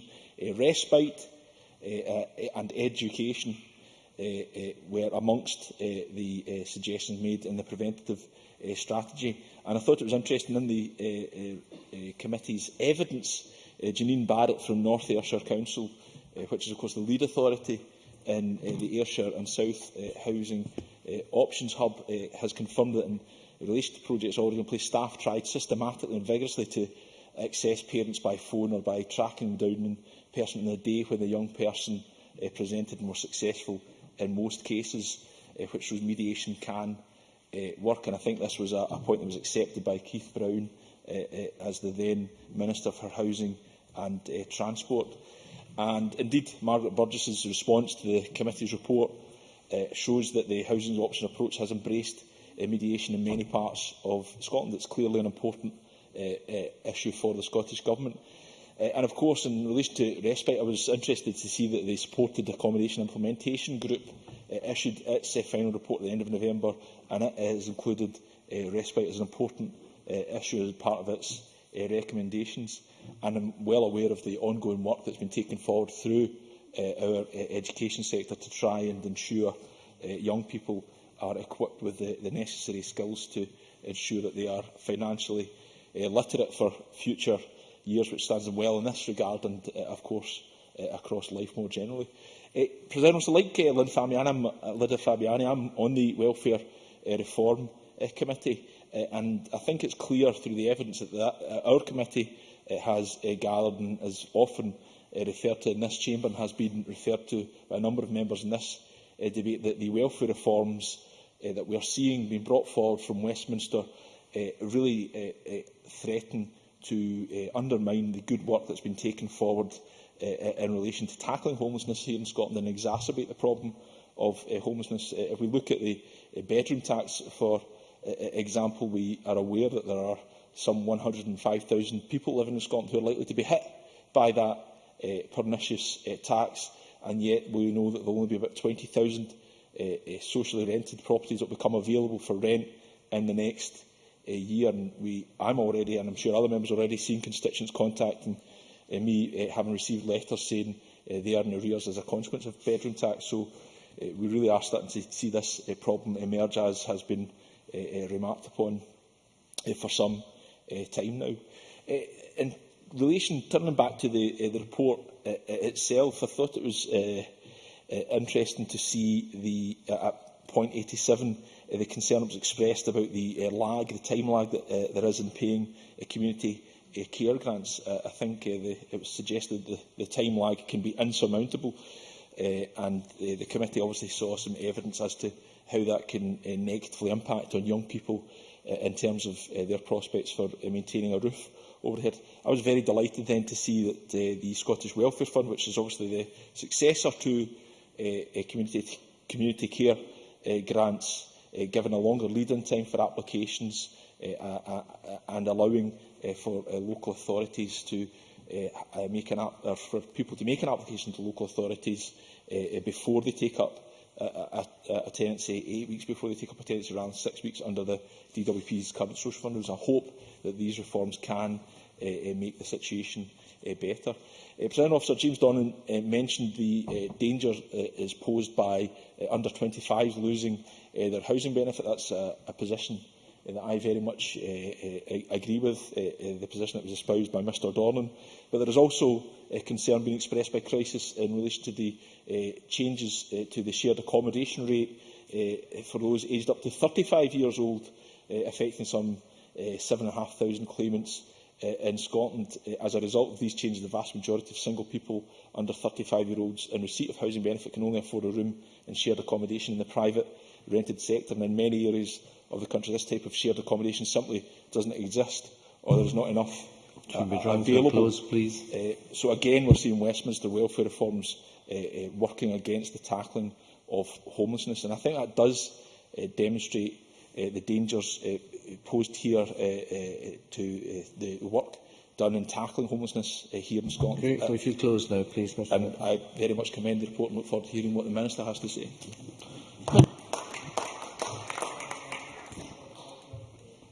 Now call on John Mason, to be followed by John Finney. Thank you. Clearly, some of the issues in relation to housing and homelessness affect people of all ages, both younger and older. But some of the issues particularly affect young people or affect them more severely.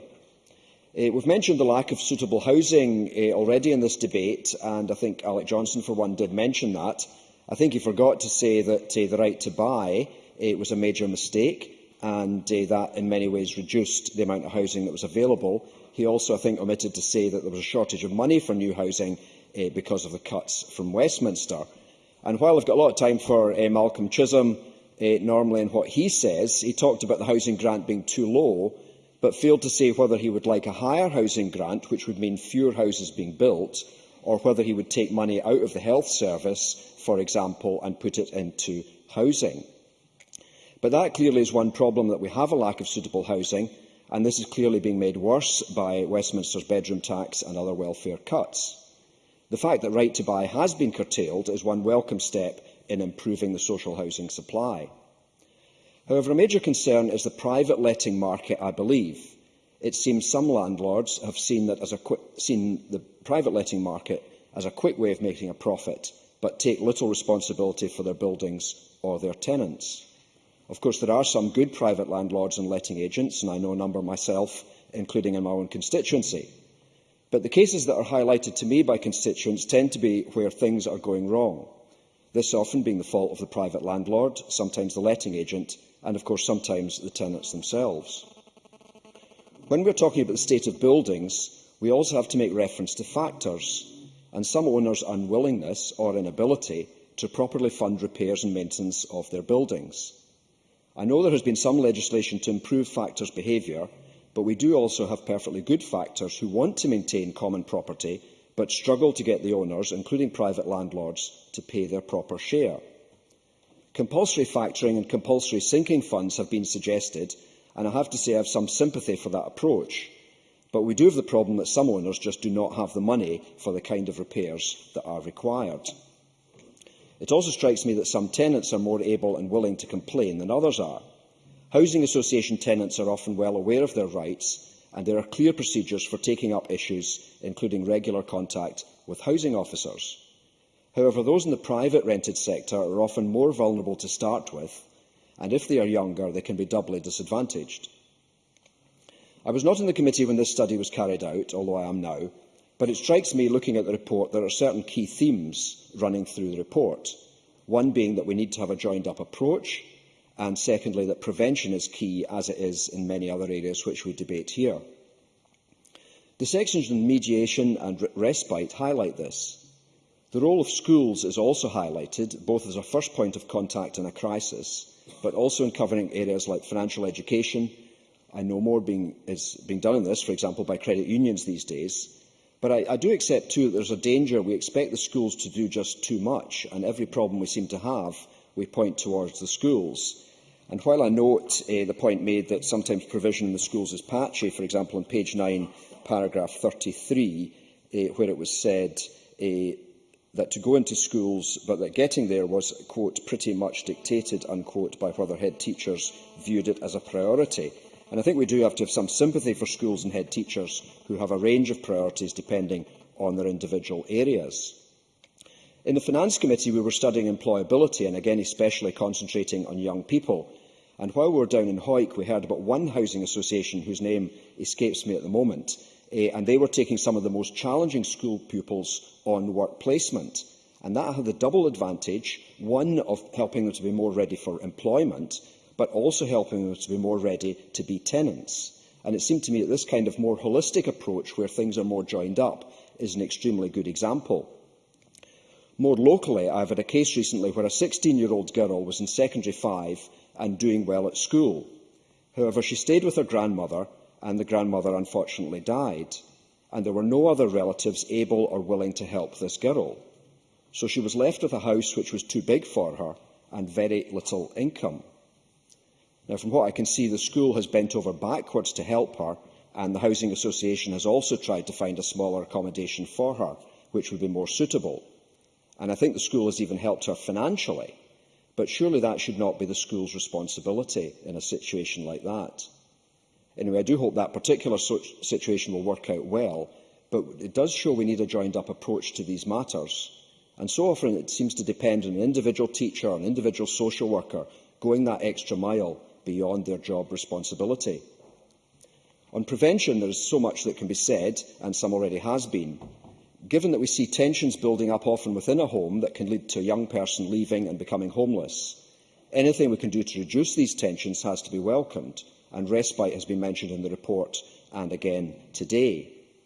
I would also suggest that helping families to get holidays away together can be a time of reflection and getting away from the normal pressures that the household faces.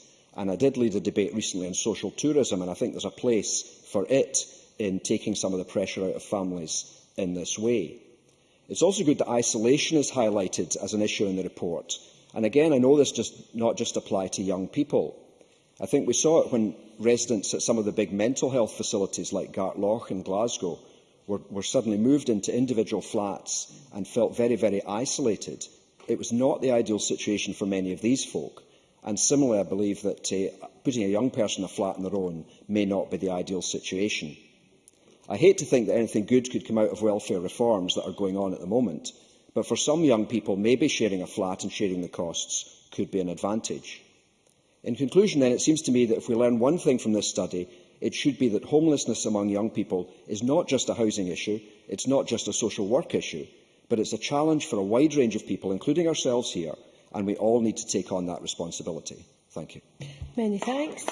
I now call John Finney to be followed by Dennis Robertson. Thank you, Presiding Officer. Well, as the previous speaker, John Mason, mentioned, homelessness is a very complicated issue.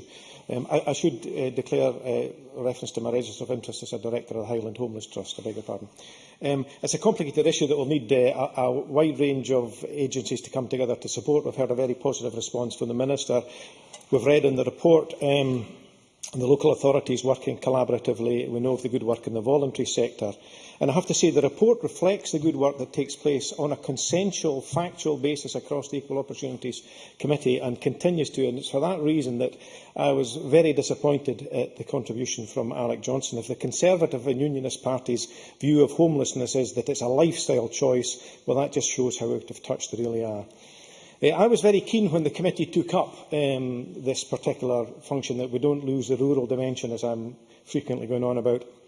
I was delighted at the contribution of Highland Homeless Trust. We heard the strategic line from Dr Paul Monaghan, the frontline managers line from Gordon Fleming, but most importantly, we heard from Julia, Matthew and Ria, who, like residents from Quarriers, gave us very first-hand their experiences. Now, the rural dimension is no different from the urban dimension. If you don't have a house, you don't have a house. It's very simple. However, if you are from a rural area, invariably services are centralised, and the absence of the wider support, both from the community and your family, can lead to many challenges. And these are challenges that we heard with Ria's mother, a single mother who, with the implications of the benefits, meant that Ria could no longer stay with her. That's part of a vicious welfare attack, and we've heard from Linda Famiani and others on that. I'd like to talk on the issue of family breakdown, which has been mentioned a lot, and something that's not been mentioned quite so much, overcrowding. I have similar experiences to Dick Lyle with regard to representing an area which was the largest area of social housing in the north of Scotland. Highland Council has 11,000 people on its waiting list. There are 36 communities with no single accommodation whatsoever. And overcrowding is a significant issue. It's an issue where I had them look at house design to see if there was something that could be done to alter design. And if you have 3 generations of family living in a 2-bedroom house, then there's going to be tensions regardless of the other circumstances that are brought to bear. So support services are terribly important. And the role of mediation, and the report talked about linking the mediation with respite. Because mediation on its own would be seen perhaps to be a greater potential to fail if not coupled with respite. I think it's important too that we have a risk assessment, and the role of the getting it right for every child philosophy is very important there. That's something that should apply across the board. I have to say my personal experience is that housing wasn't always a factor that was taken into account. Now, given that we all have to live somewhere, that was disappointing. Hopefully that's changed, because a residence is important to a child just as it's important to an adult, and the pressures are brought to bear there. Gerfick talks about the child and young person's well-being being centre to everything, and if we have that in mind, I don't think we would go too far wrong. There's also issues of truancy, and I see a role for the police, a positive role for the police in supporting the other agencies with this. Not a punitive role, but a child protection role. Through care and aftercare has been referred to, and certainly the situation which has occurred of corporate parents, and we all are corporate parents, leading their child to the service point to have them declared homeless doesn't seem to me like the appropriate way to go about business. Certainly the report refers to the Scottish Council for Single Homeless, saying it's not a surprise when someone will move out of that. Good grief, we all plan, and if we can't plan for vulnerable people who are within our care, then there is a problem with that. And you know, if local authorities are critical of individuals and how they've conducted themselves with regard to the families, then maybe a bit of introspection there would be important too. I know the Scottish Government have talked about strengthening the legislation in a vulnerable group, and I think that is to be welcomed. Similarly, all the comments we've heard about lifestyle deficiencies and lack of educational attainment, we know is often associated with looked after children, are a corporate responsibility. The committee clerks asked for updates from the various participants, and whilst I normally wouldn't discuss individual cases, that the people are very happy to report an update. Julia and Ria, who came from the Highlands, they've both moved from supported accommodation to take up tenancies. And we all know the challenges that are associated with that. Not just the housekeeping, the doorkeeping is often the issue.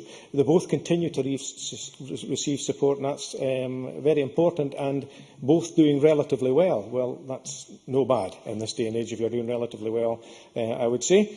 Matthew, who also gave evidence, he's still in supported accommodation and fancies a career in politics. He's not nailed his colours to any particular marks, but he was very impressed with this building.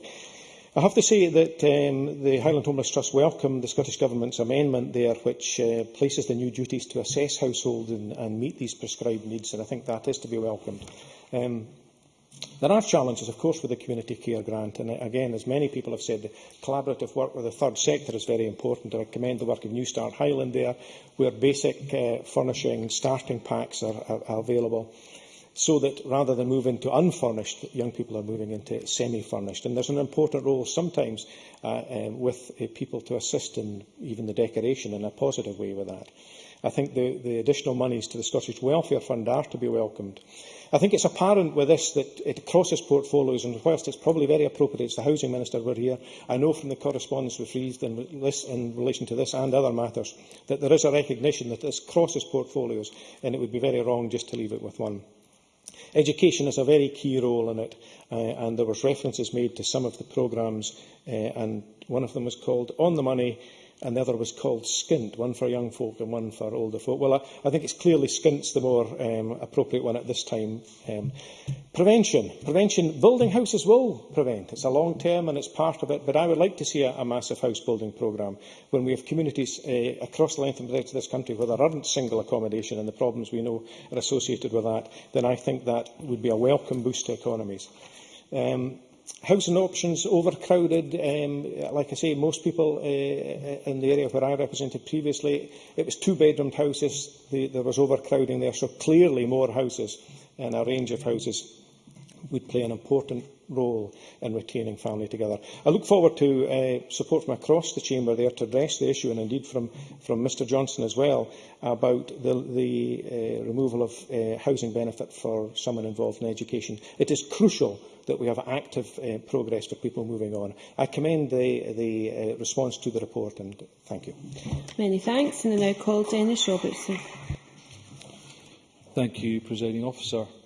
At the time of the writing of this report, I was indeed a member of the Equal Opportunities Committee, and I am no longer a member of that committee, Presiding Officer.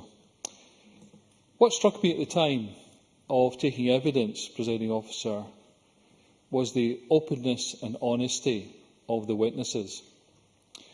We've already mentioned Yvette Hutchison from Quarriers, and Yvette Hutchison, a young woman who was able to articulate not just her own circumstances, but I believe she was an ambassador or an advocate for many others who had gone through the trauma of perhaps being in care and the transition to looking for a tenancy. One of the things that struck me most was the fact that young people in Quarriers found it necessary to draw up a charter of basic rights. A charter which would say what they're looking for when they have a tenancy is running water, a toilet that functions, a house that's clean, electricity, so they can have the actual basic needs, Presiding Officer. Why is it these young people had to bring forward a charter for such basic needs? It's because sometimes when young people are offered the accommodation, they are given accommodation which most of us would not think was fit for habitation. These young people had to put down the basics of a toilet that functions, because in some cases they've been offered accommodation where these things have not been there. When I was out visiting the community project in Edinburgh, the young people that were there viewed me with some degree of suspicion, because they weren't actually sure why we were there. But I think during that period of time when they started to relax, they started to talk about the difficulties that are presented to them as young people, perhaps leaving home, not because they wanted to, because they felt they needed to. They needed to because of their own safety. That's not a life choice, Presiding Officer. That is about protecting themselves. That's about trying to look after themselves and to have a better future. To have a better future isn't about handing the keys over to unlock the door for more problems.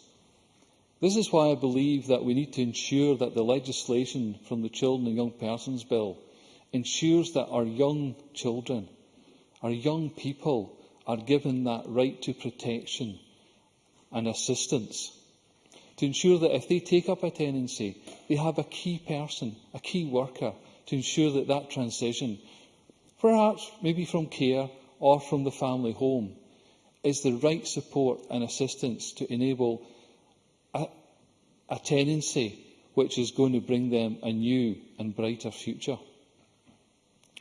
Presiding Officer, it's not new. Partnership is not new when it comes to social work and housing.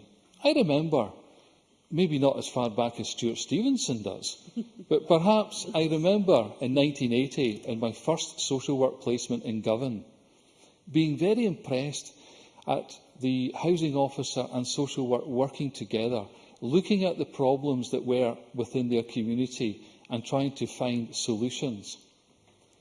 This report from the Equal Opportunities Committee is about finding solutions. Solutions to offer a better and brighter future for our young people. I'm encouraged by the responses from the Minister.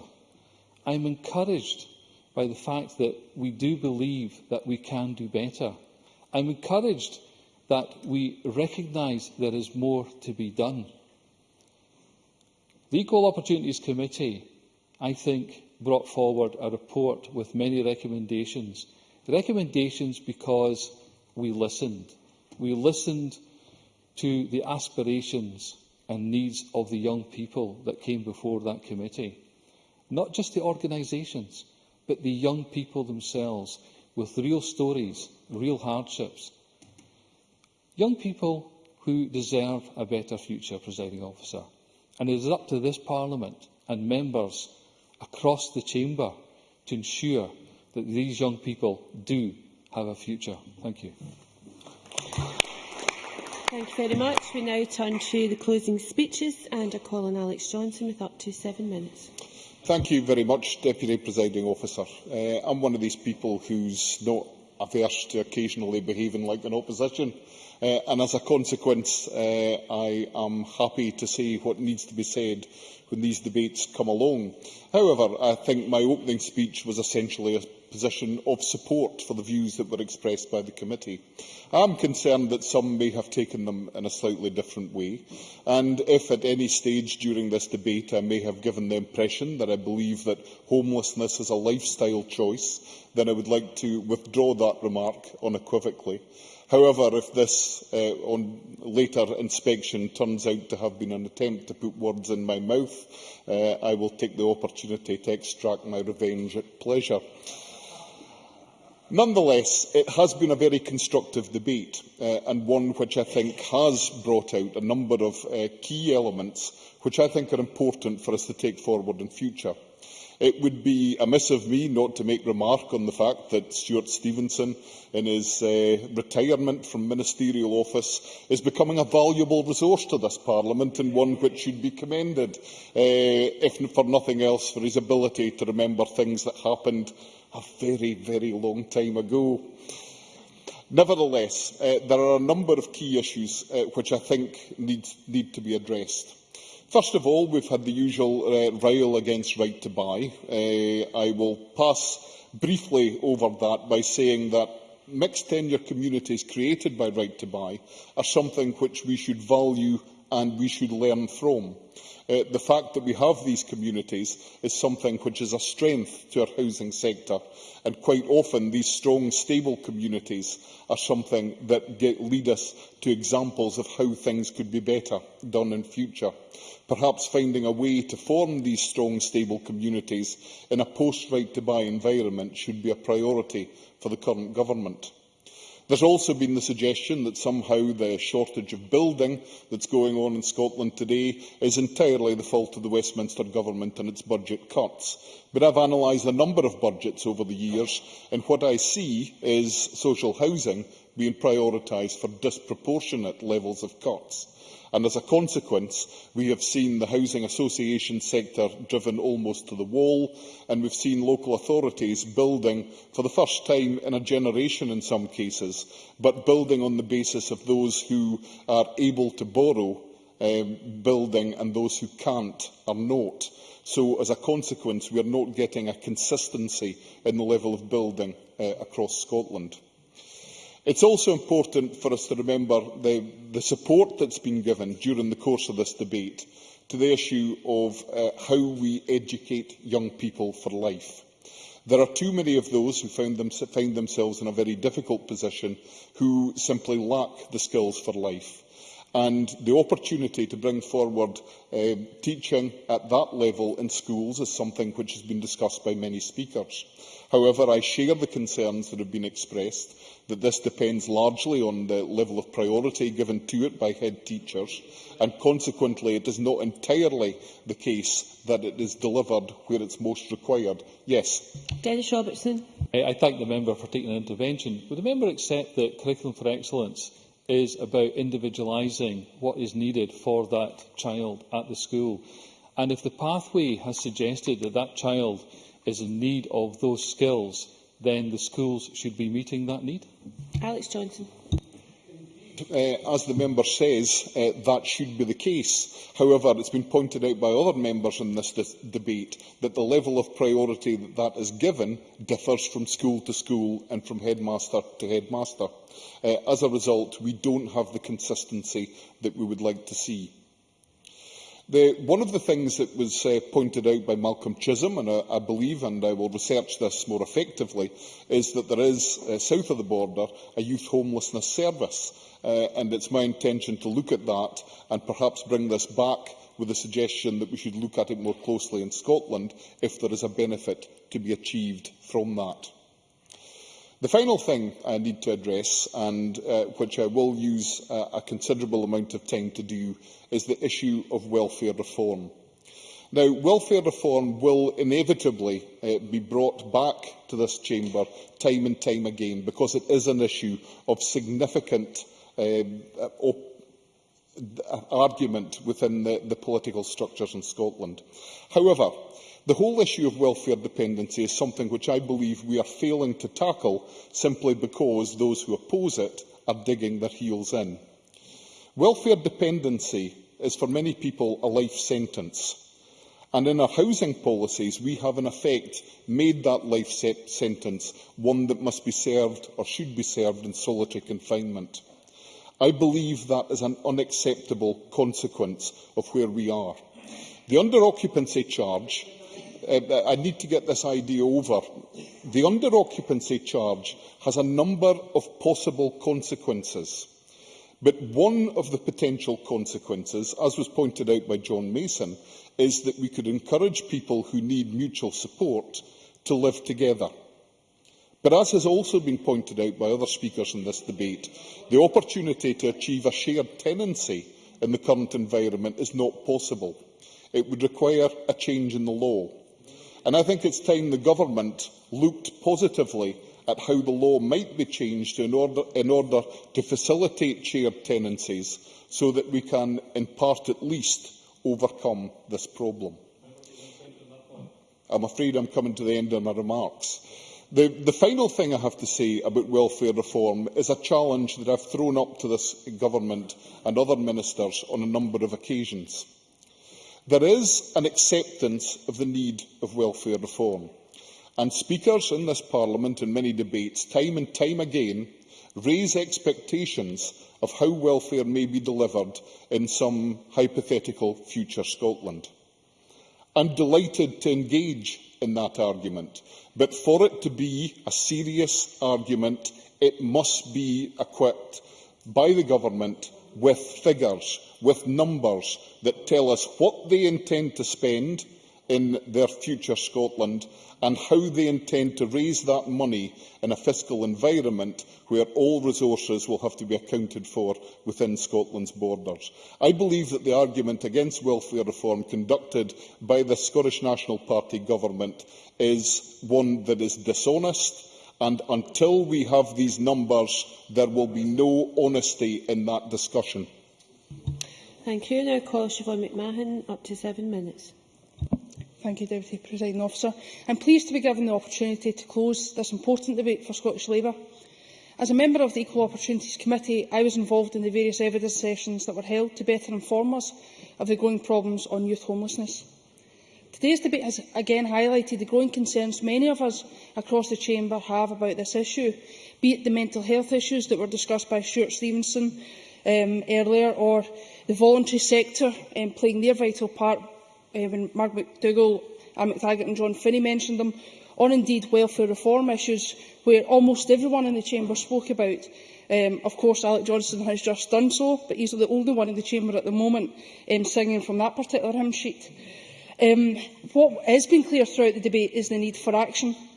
I know that those of us who are members of the Equal Opportunities Committee and past members of the committee are keen that our report isn't just seen as a good document to read, but one which brings about action. As the report stated, the committee welcomes the initiatives that the Minister, Keith Brown, spoke about when he gave evidence to the committee, particularly the financial education now being part of the curriculum for excellence. However, what the report highlighted was the need to do much more. And again, many have talked about the need for education and life skills across the debate. The Minister herself spoke about GIRFEC at the start of the debate, and the convener also spoke about this. But what we have to get across is that the life skills should be implemented in our schools. We heard throughout evidence of the young people saying that they were let down by that. And of course, as John Mason rightly said, teachers can't do it all. They need the support required, but what we have to do is give them the tools to do that. And Linda Fabiani was also correct in saying that we needed the practical education part. And again, that came across in the report where young people were saying no one had ever taught them how to clean the home. They have the home, but how do they clean it? And again, I think it goes back to the person in Motherwell who said, you can give me it, but how do I work it? And I think that was quite clear in the report. Another area that requires immediate action is the access to community care grants. And of course, Jamie Hepburn and Malcolm Chisholm, amongst others, mentioned community care grants.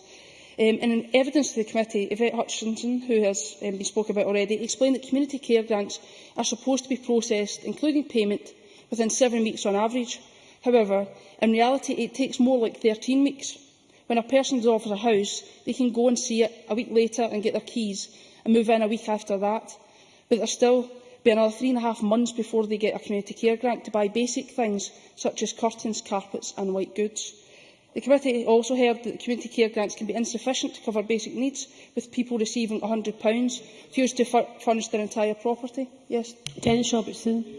Thank the member for taking an intervention on that point. Will the member accept now with the Scottish Welfare Fund that perhaps some of these problems may no longer exist, and that the need for basic materials should be given at the point of tenancy?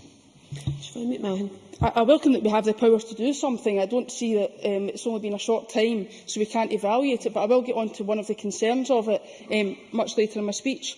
In October 2011, I spoke in this chamber about the opportunities a community care grant being devolved to this Parliament brought. I highlighted the fact that many people, young and not so young, had to wait for their grant to be processed and as a result failed to keep their tenancy. I said at the time, and in subsequent debates in December 2011 and in May and June last year, that the devolution of the community care grant afforded us the opportunity to make sure that those people who applied for their grant received the money the same day they received their keys. In October, Alec Neil, the then Cabinet Secretary for Capital Investment and Infrastructure, pledged to look seriously at these suggestions to see whether we could take them forward. The Minister for Housing and Transport, Keith Brown, when asked at the committee whether the Scottish Government would look to ensuring that the community care grant was paid the same day that young person got their keys to their new tenancy, said, "It's important that we try to ensure that everything is in place at the appropriate time. I can see the benefit in people getting the community care grant at the same time as the tenancy, but we would have to look at the issue in more detail." As I said earlier to Dennis Robertson, I am pleased that the Scottish Welfare Fund seems to be making things a little easier for people to apply. However, as Citizens Advice Scotland state, the community care grants are discretionary, which means that even if you are eligible, you will only get a grant if the local authority decides that you need is important and there is enough money left in the budget to pay your grant. This is a problem that has been highlighted. Again, as I said, it has only just been brought in April, but I think, again, we have to look at that, Minister, and I would be grateful if you could provide an update on the progress being made with the initiative, given the need to make the payments work for those who need it most. The report highlighted, as I said, the case of Yvonne Hutchinson, who received support from Colliers when she became homeless. Yvonne must attend her local college when she was living in a homeless unit. However, she was unable to secure a place as she did not receive funding, and her place in the unit would have been under jeopardy. Linda Fabiani and James Donnan also spoke about this issue throughout their speeches, and no one in this chamber would want any young person to be deprived of a place at college or university as a result of where they stayed. However, Yvonne's case was not the only one that was highlighted in evidence to the committee. Therefore, it is imperative that the Scottish Government and their partners commit to looking into this issue further and to discuss with the UK Government what more can be done, given that education is devolved, given that the housing benefit payment is now devolved, given that student loans are a responsibility of us. I think it is important that we now look at this issue to see what more we can do as a Parliament and to make representation to the UK Government to ask for those powers to be ours, if it makes sense. The condition of the houses offered to young people was also an issue that has been highlighted. Alex Johnson and Malcolm Chisholm, John Mason also spoke about the private sector in this. And the Minister will know that the Scottish Labour called on more money to be put into housing at the last budget. Now, although that wouldn't alleviate the problems now, it may do in the future, and I think it would help alleviate problems that Dr Paul Monaghan of the Highland Homelessness Trust spoke about. Dr Monaghan said, "My experience is that the availability of housing to young people is poor and is getting worse. The housing that is offered to them is typically of very poor quality. The standard of customer care that a homeless and vulnerable young person receives from any agency is very low, partly because few young people have the ability to complain about or challenge appropriately the services that are provided to them. I am sure that we would all agree that it is scandalous that young people who are already in a vulnerable position are then subjected to these low levels of housing provision. It is not acceptable that young people who have been forced into this situation are treated in this manner. I would be grateful, therefore, to know what action the Scottish Government has taken in light of these comments and recommendations contained within the report. Finance is, of course, the biggest barrier to action being taken. I hope that the points highlighted by many members across the chamber, but in particular by my colleague Anne McTaggart, will be looked at seriously by this Government, and that they will do everything in their power to make sure that no young person is denied a home, an education, or the support they so desperately need in the future as a result of lack of funds afforded to them. Thank you. Many thanks. I now call on Margaret Burgess, Minister, generous 8 minutes. Thank you, Presiding Officer. We've certainly had a wide-ranging debate and a number of views, but I think in the main very consensual and real concern about youth homelessness in Scotland. I'd like to cover just some of the points that were raised before I start, and I'll start with Alex Johnson's point at the beginning, and I would just say that facts are that there is as many social houses being built now as when there's very restricted funding as there was when there was no when funding was increasing for the Scottish Government. So that's the first fact. The second fact is that there's less people in bed and breakfast accommodation now, a lot less people in bed and breakfast than there was in 2005. And again, I think we should correct the record, and that Alex Johnson was suggesting that's not the case. I'll deal with the welfare reform matter later on in my contribution. But Malcolm Chisholm asked a couple of questions which I think he asked for a response, and one was in the prevention monitoring tool which has been developed, and that tool has been developed, and so far 31 out of the 32 local authorities are very supportive of it and are willing to take it on a mandatory basis, and we're in discussion with COSLA about that, and hopefully by next year that we should be able to proceed with that tool. I think it is an important element, and I think he was right to raise that. We also asked the question about certain homeless applicants that have to be assessed for the new statutory obligation, and it's those who are assessed as unintentionally homeless who the local authority have reason to believe need support, because clearly not every homeless applicant is going to require mandatory support and guidance and advice. But again, I would say in that it's very clear that a young person would come into that category, and if they didn't, I would certainly want to know about that. The other thing that was raised on a number of occasions was the respite, and I thought I made it clear in my opening remarks that we are very seriously looking at respite as part of the mediation. That was one of the recommendations of the Supported Accommodation Implementation Group, and their recommendations are being taken forward now by the Scottish Government COSLA Homeless Prevention Group. So hopefully, that's quite clear. We are taking that forward. But I think everyone has agreed the focus on prevention is the way forward, and the focus we've had so far with the housing hubs is having an impact, and the Scottish Government will continue to support that approach, which has taken root now across Scotland. The needs of young people, including those leaving care, are an important part of the preventative approach carried out through the hubs. It also involves taking forward, as I've said, the recommendations from the Supported Accommodation Implementation Group. We are more than ever aware of the wide range of issues which can impact on young people who find themselves homeless. It's been mentioned by a number of speakers. It's clearly not just a housing issue. We know there needs for a joint response across all sectors of services. And as highlighted by the committee, Curriculum for Excellence has a key role in improving the life chances of all young people. It entitles young people to support to help them realise opportunities and reach their potential. And through the Children and Young People's Bill, the Scottish Government is considering extending the right of young people leaving care to continue to receive support up to the age of 25, which is beyond the current cut-off age. This will be more in step with ordinary families who provide support to their children throughout their early adulthood, their adult lives, and sometimes, in my case, beyond.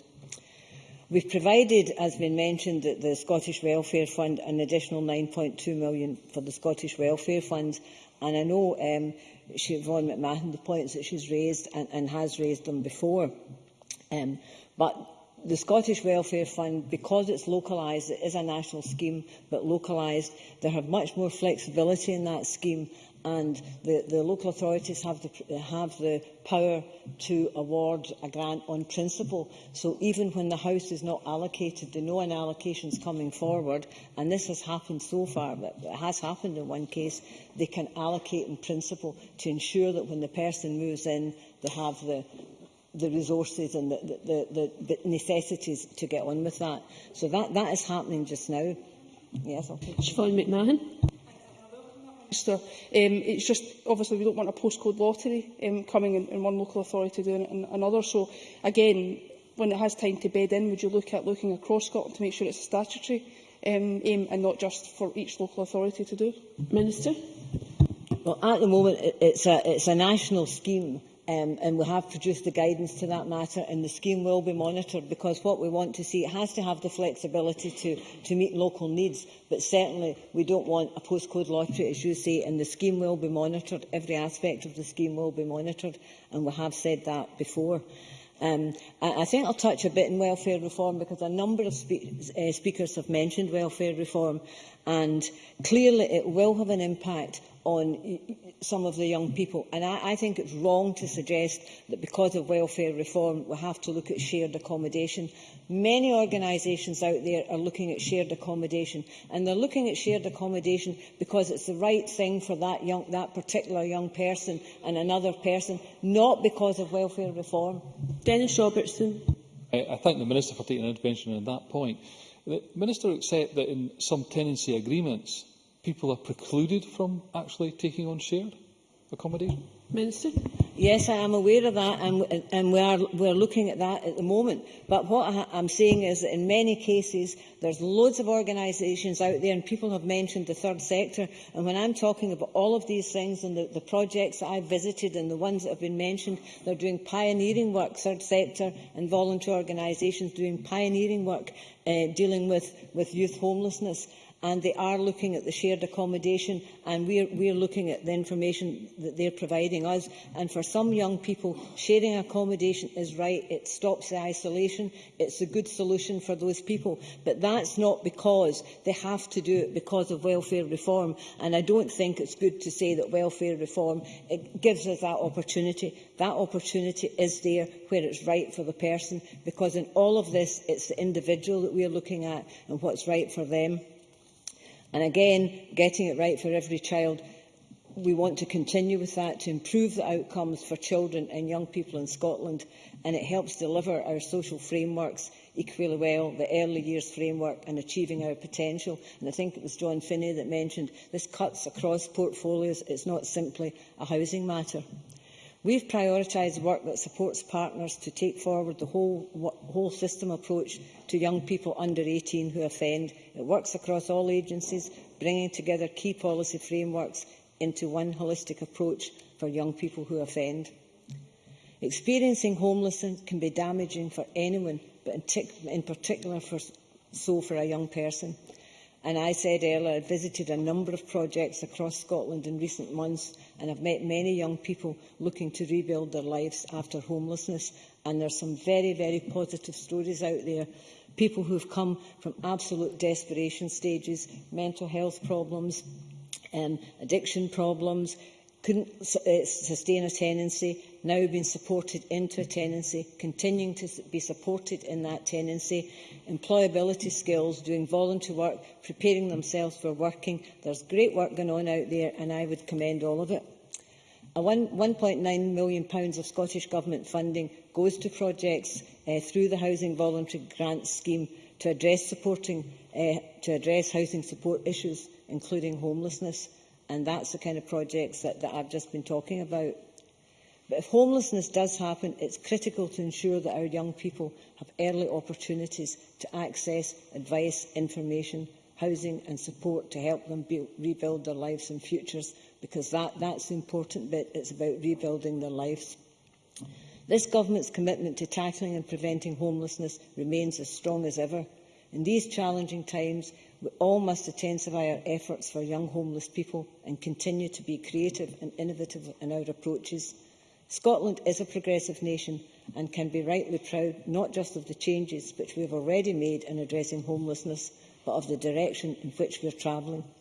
We are complementing a strong legislative framework with an ability to work together to promote new approaches to prevention and achieving positive and sustainable outcomes which all homeless people in Scotland should expect. To conclude, I'd like again to thank the Equal Opportunities Committee for a well-evidenced report and the organisations and people who gave that evidence. And I look forward to working together as we continue to develop and embed innovative approaches to tackling youth homelessness in Scotland. Thank you, Minister. Can I now invite Marco Biaggi to wind up on behalf of the Equal Opportunities Committee? 10 minutes. Thank you, Presiding Officer. It's a great pleasure to be winding up for the committee the first time as Deputy Convener. Perhaps just an emblem of how much the membership has changed since the report began. Not only have we had almost an entire change of membership and change of convener and change of deputy convener, we've had a change of responsible minister as well. It's like a latter-day ship of Theseus, or as I believe it's called in Only Fools and Horses fans, a trigger's broom, where every part has changed, but nonetheless the essential nature has continued. That essential nature is the concern that we have shown for youth homelessness, and there's a lot of points that have come up today that I will do my best to get through and respond to in the next 9 minutes. I think it was particularly good of Linda Fabiani to let us know how far things have come since she was a lass. Hers was the first of a good many personal testimonies of working at the front line, which included, of course, Richard Lyle's casework, Anne McTaggart's experiences as a social worker, and George Adams' daughter, who no doubt has a bright career ahead of her as either a financial advisor or a charity fundraiser. But personal testimony was a very important part of the inquiry. The inquiry included visits and a great many human stories. It was an example of how a committee should meet those who are directly affected, not simply their representatives. One of the key areas that has come through in all the contributions and was very, very much in the foreground of the report was the issue of family breakdown.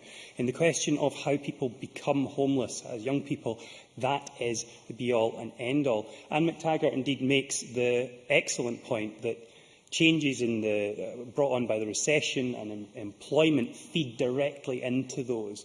When putting dinner on the table is harder, when the role of the breadwinner has been challenged suddenly by unemployment, then stress grows, tempers fray, and no wonder we lead into situations such as Dennis Robertson highlighted of difficulties where where leaving families is often an issue of safety.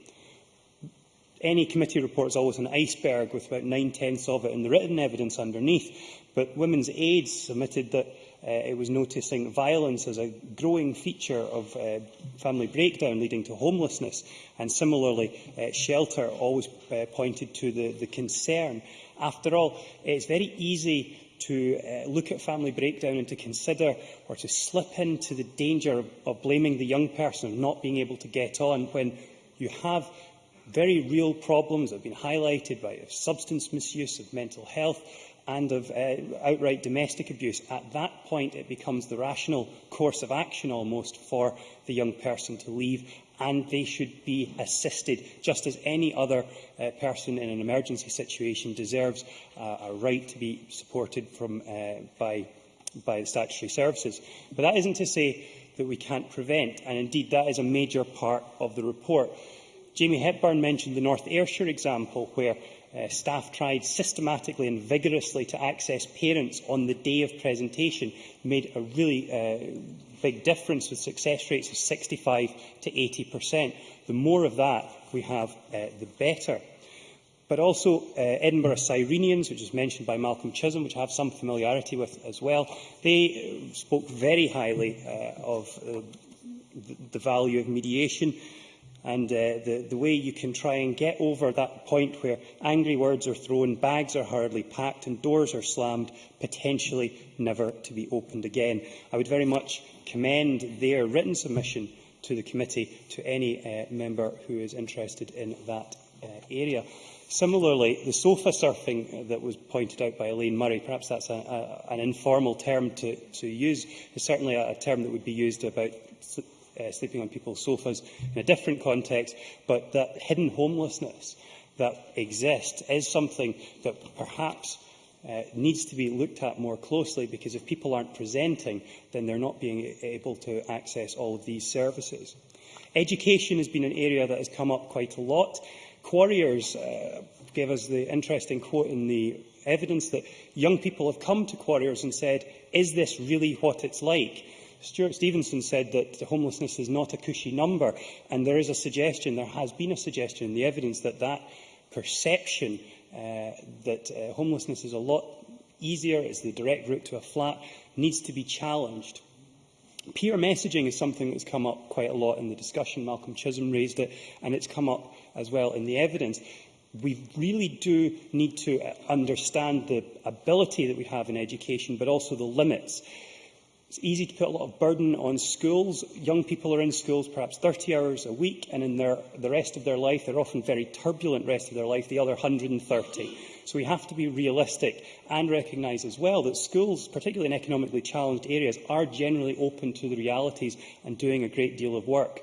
But as has been said, peer support is a great opportunity from two angles. One, there's the intimidation, this is what the reality is, and we've heard a great deal from examples where people that have gone through homelessness have gone back and have brought the realities home, but also through inspiration.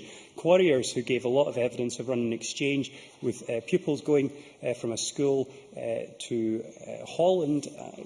These sorts of exchanges, not usually what you would associate with people at risk of homelessness, but they come back greatly, personally boosted and more able to deal with the kind of life challenges that have been talked about already.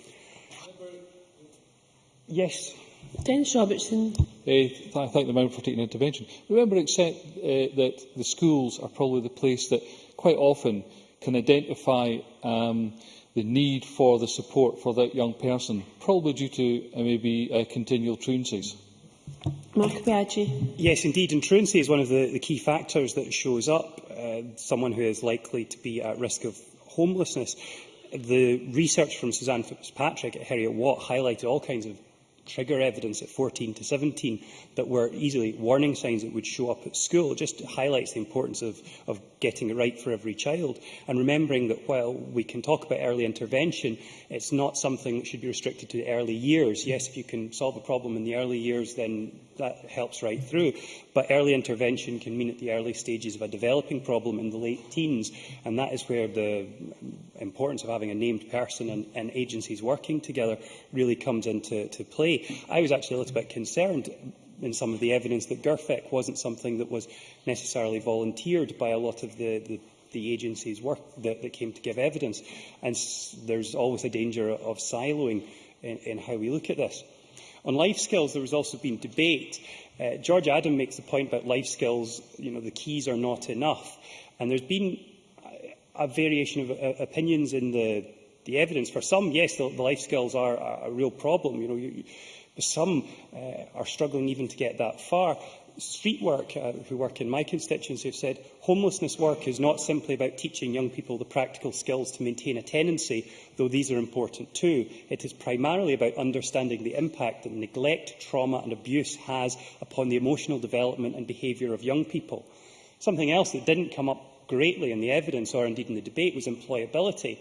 And so you have a set of layers. You have to get somebody to being employable, they have to have life skills, but to get them even to having life skills, they have to overcome the kind of mental health challenges in many cases that Stuart Stevenson talked about. And then if they do want to try and get onto that final employability step, they come across the benefit trap of going to college, which has been mentioned by Linda Fabiani, James Dornan, by Siobhan McMahon and by many people who came and gave evidence, not least Yvette Hutchison, who gave us the example of how she would be paid to sit in a hostel but not to sit in a college classroom. That, while we will have differing opinions on how to solve that, I think definitely is an issue that has to come into the foreground.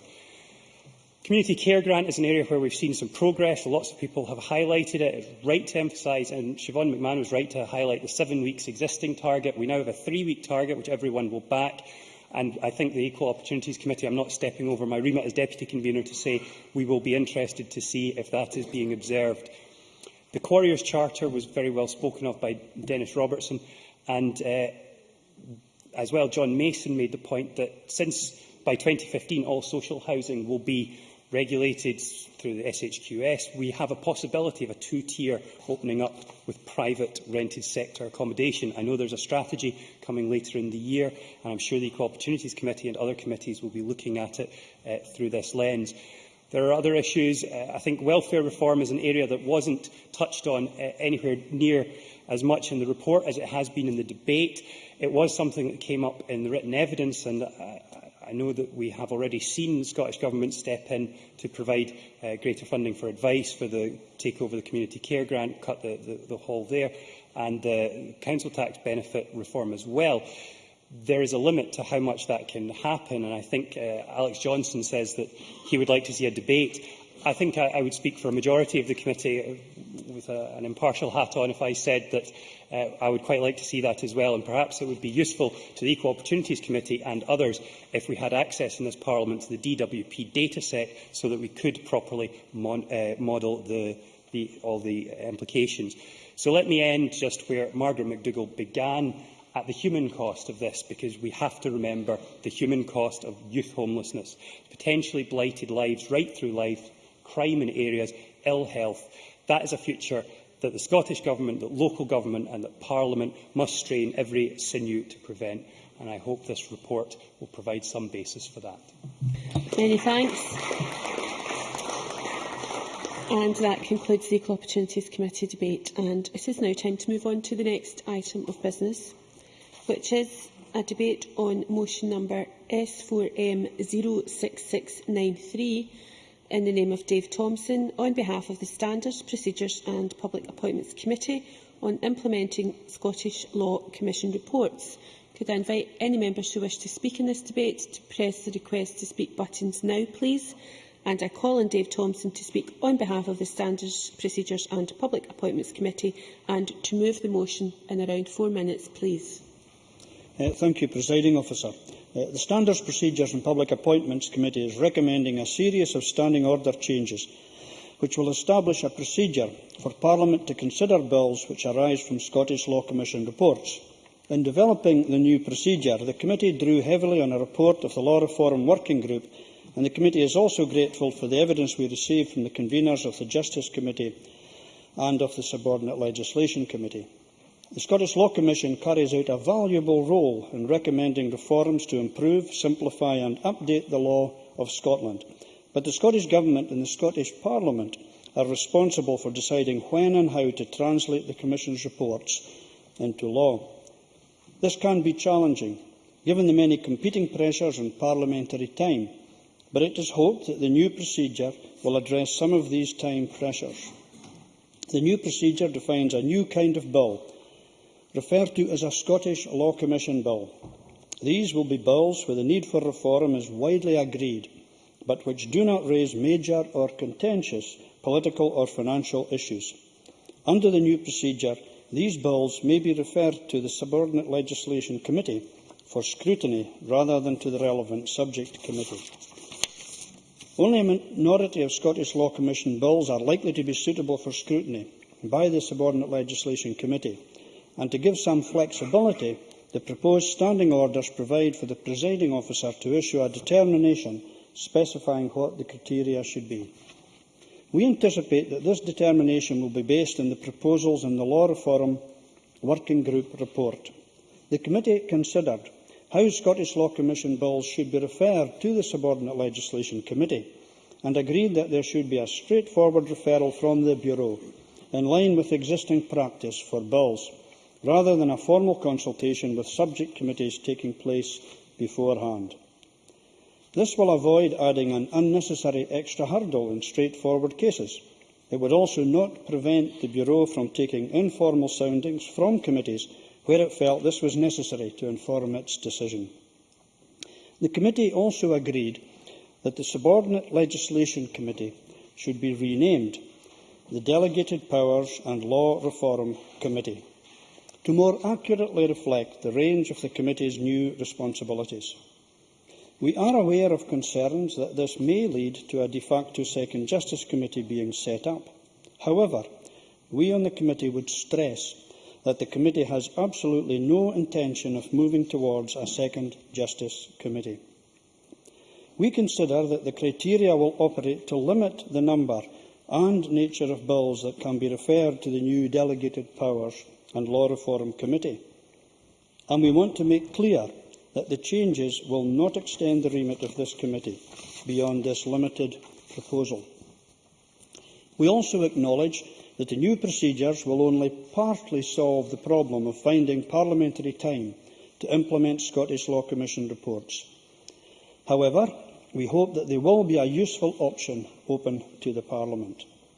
We will review the new procedures later in this session, either after the first two Scottish Law Commission bills are referred, or, in any case, after 2 years.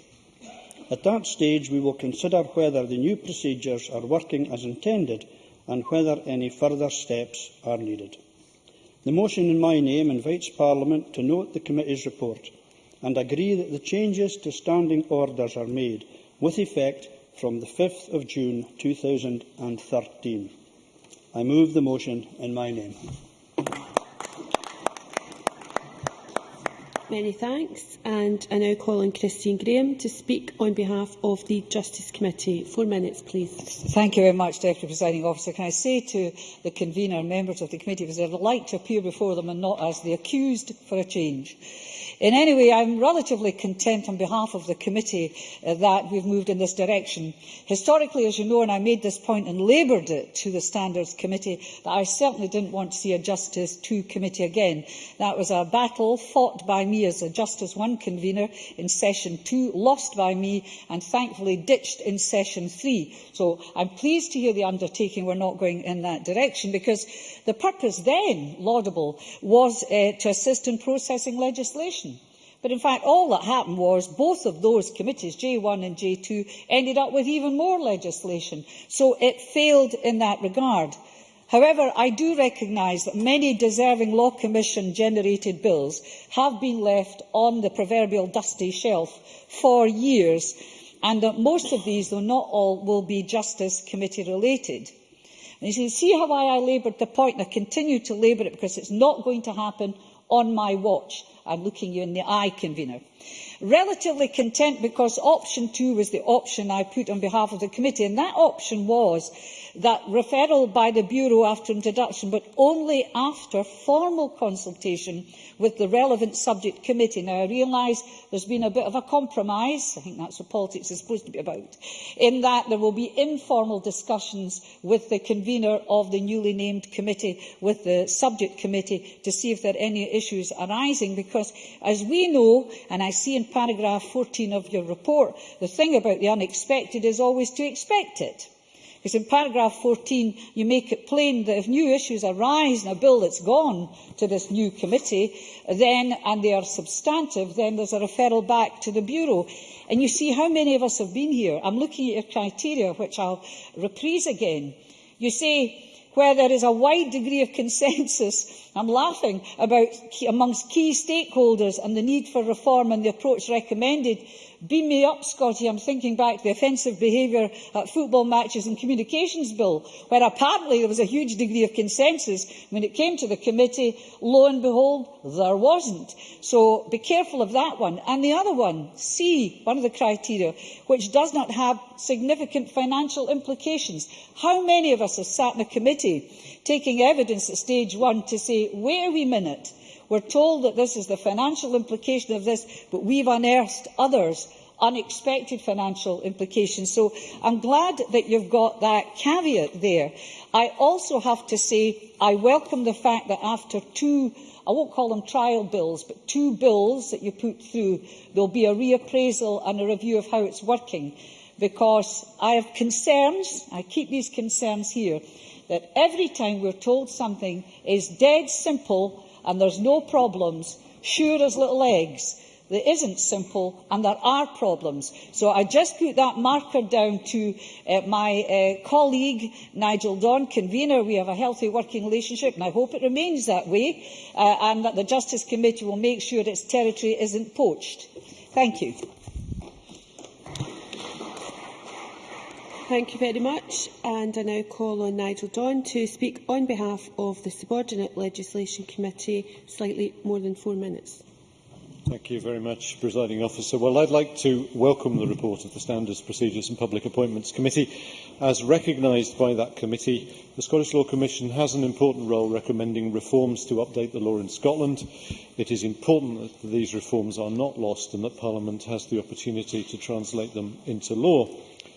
As also recognised by the committee and the Law Reform Working Group which informed its work, there are a number of factors impeding the consideration of Law Commission-inspired bills, most notably the availability of committee time to consider them. Now, the Subordinate Legislation Committee has a busy work programme dealing with secondary legislation, delegated powers provisions within primary legislation, legislative consent memoranda and Public Bodies Act consent motions. At the same time, we recognise that there is some scope within our current work programme to consider bills inspired by Commission reports, on the assumption that there are no more than a few bills in any session. In order to enable the subordinate legislation to consider such bills, this report proposes a change to the committee's remit, specifically to enable it to consider certain Scottish Law Commission bills, provided that they meet criteria to be determined by the presiding officer.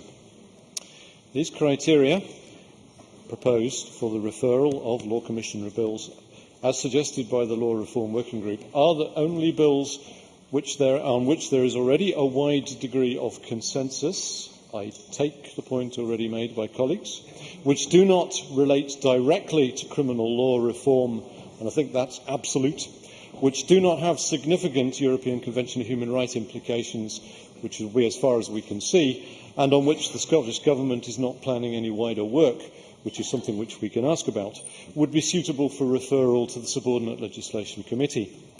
It is critical to the committee that any bills referred to it should be referred on the basis of a strict application of these criteria, as determined by the presiding officer, and that, as such, only a minority of Law Commission bills will be suitable for referral to us. These criteria do seem reasonable and appropriate. It's difficult to assess the impact that this approach will have on the implementation of Law Commission reports, but we have no doubt as a committee that they will effect an improvement. The Subordinate Legislation Committee currently performs a unique role, undertaking technical scrutiny of delegated powers provisions and instruments. As a committee, we would not want to see this role compromised. Extending the nature of the bills that the committee might consider beyond that which the Law Reform Working Group envisaged could undermine this role, and this is not something which the committee would want to see. And therefore I would emphasise to the Chamber we do not want to be Justice 2 or 1A. We do not want to encroach on policy committees' remits. Proposed changes appear to strike the right balance between enabling Law Commission bills to be introduced and referred to the committee and ensuring that the criteria are rigorously applied, thereby placing an appropriate restriction on what the committee might consider. Mindful of this change in remit, the Subordinate Legislation Committee agreed to seek a change in name and accordingly proposed that its name be changed to the Delegated Powers and Law Reform Committee. The committee considered that the proposed name more accurately reflects the range of the committee's responsibilities under its amended remit. In addition, I might point out the name actually also reflects more accurately what the committee has been doing to date, as it has been considering delegated powers rather than just subordinate legislation since its inception. We welcome the report's acceptance of this proposed name change. In welcoming that name change, I would like to reiterate that the purpose of the name change is merely to more accurately reflect the committee's remit, and it does not represent any aspiration on the part of the committee to widen its remit still further. Indeed, the committee has a firm view that the remit should not be extended. In particular, it should not be extended in any way that would mean it considering matters of policy. The committee's role is to undertake technical scrutiny of matters, and members of the committee do not want to see that change. I'd like to close, however, by again welcoming this report, looking forward to having an opportunity as convener of the Subordinate Legislation or the Delegated Powers and Law Reform Committee to contribute to an improvement in the implementation rate of Law Commission reports. Many thanks. That concludes that debate, and the next item of business is consideration of motion number S4M 06694 in the name of Dave Thompson on behalf of the Standards, Procedures and Public Appointments Committee on SPCB membership standing order rule change. And I call on Dave Thompson to move the motion. Thank you, Presiding Officer. The 1998 Scotland Act provided for the Scottish Parliamentary Corporate Body to have 4 members in addition to the Presiding Officer. The Scotland Act 2012 amended the reference to the 4 members to at least 4 members. The committee supports an approach whereby standing orders provide for there to be 4 SPCB members as at present, unless Parliament decides on a motion of the Parliamentary Bureau that there should be a different number. The motion in my name invites Parliament to note the committee's report and agree that the changes to standing orders are made with effect from 5 June 2013. I move the motion in my name. Many thanks. That brings us to the next item of business today, which is decision time. And there are 2 questions to be put as a result of today's business. The first question is that motion S4M 06693 in the name of Dave Thompson on behalf of the Standards, Procedures and Public Appointments Committee on implementing Scottish Law Commission reports be agreed to. Are we all agreed? Parliament is agreed. The motion is therefore agreed to. The second question is that motion S4M 06694 in the name of Dave Thompson on behalf of the Standards, Procedures and Public Appointments Committee on SPCB membership standing order rule changes be agreed to. Are we all agreed? We are. The motion is therefore agreed to. That concludes decision time, and we now move on to members' business. I'd be grateful if members who are leaving the chamber could do so quietly, please.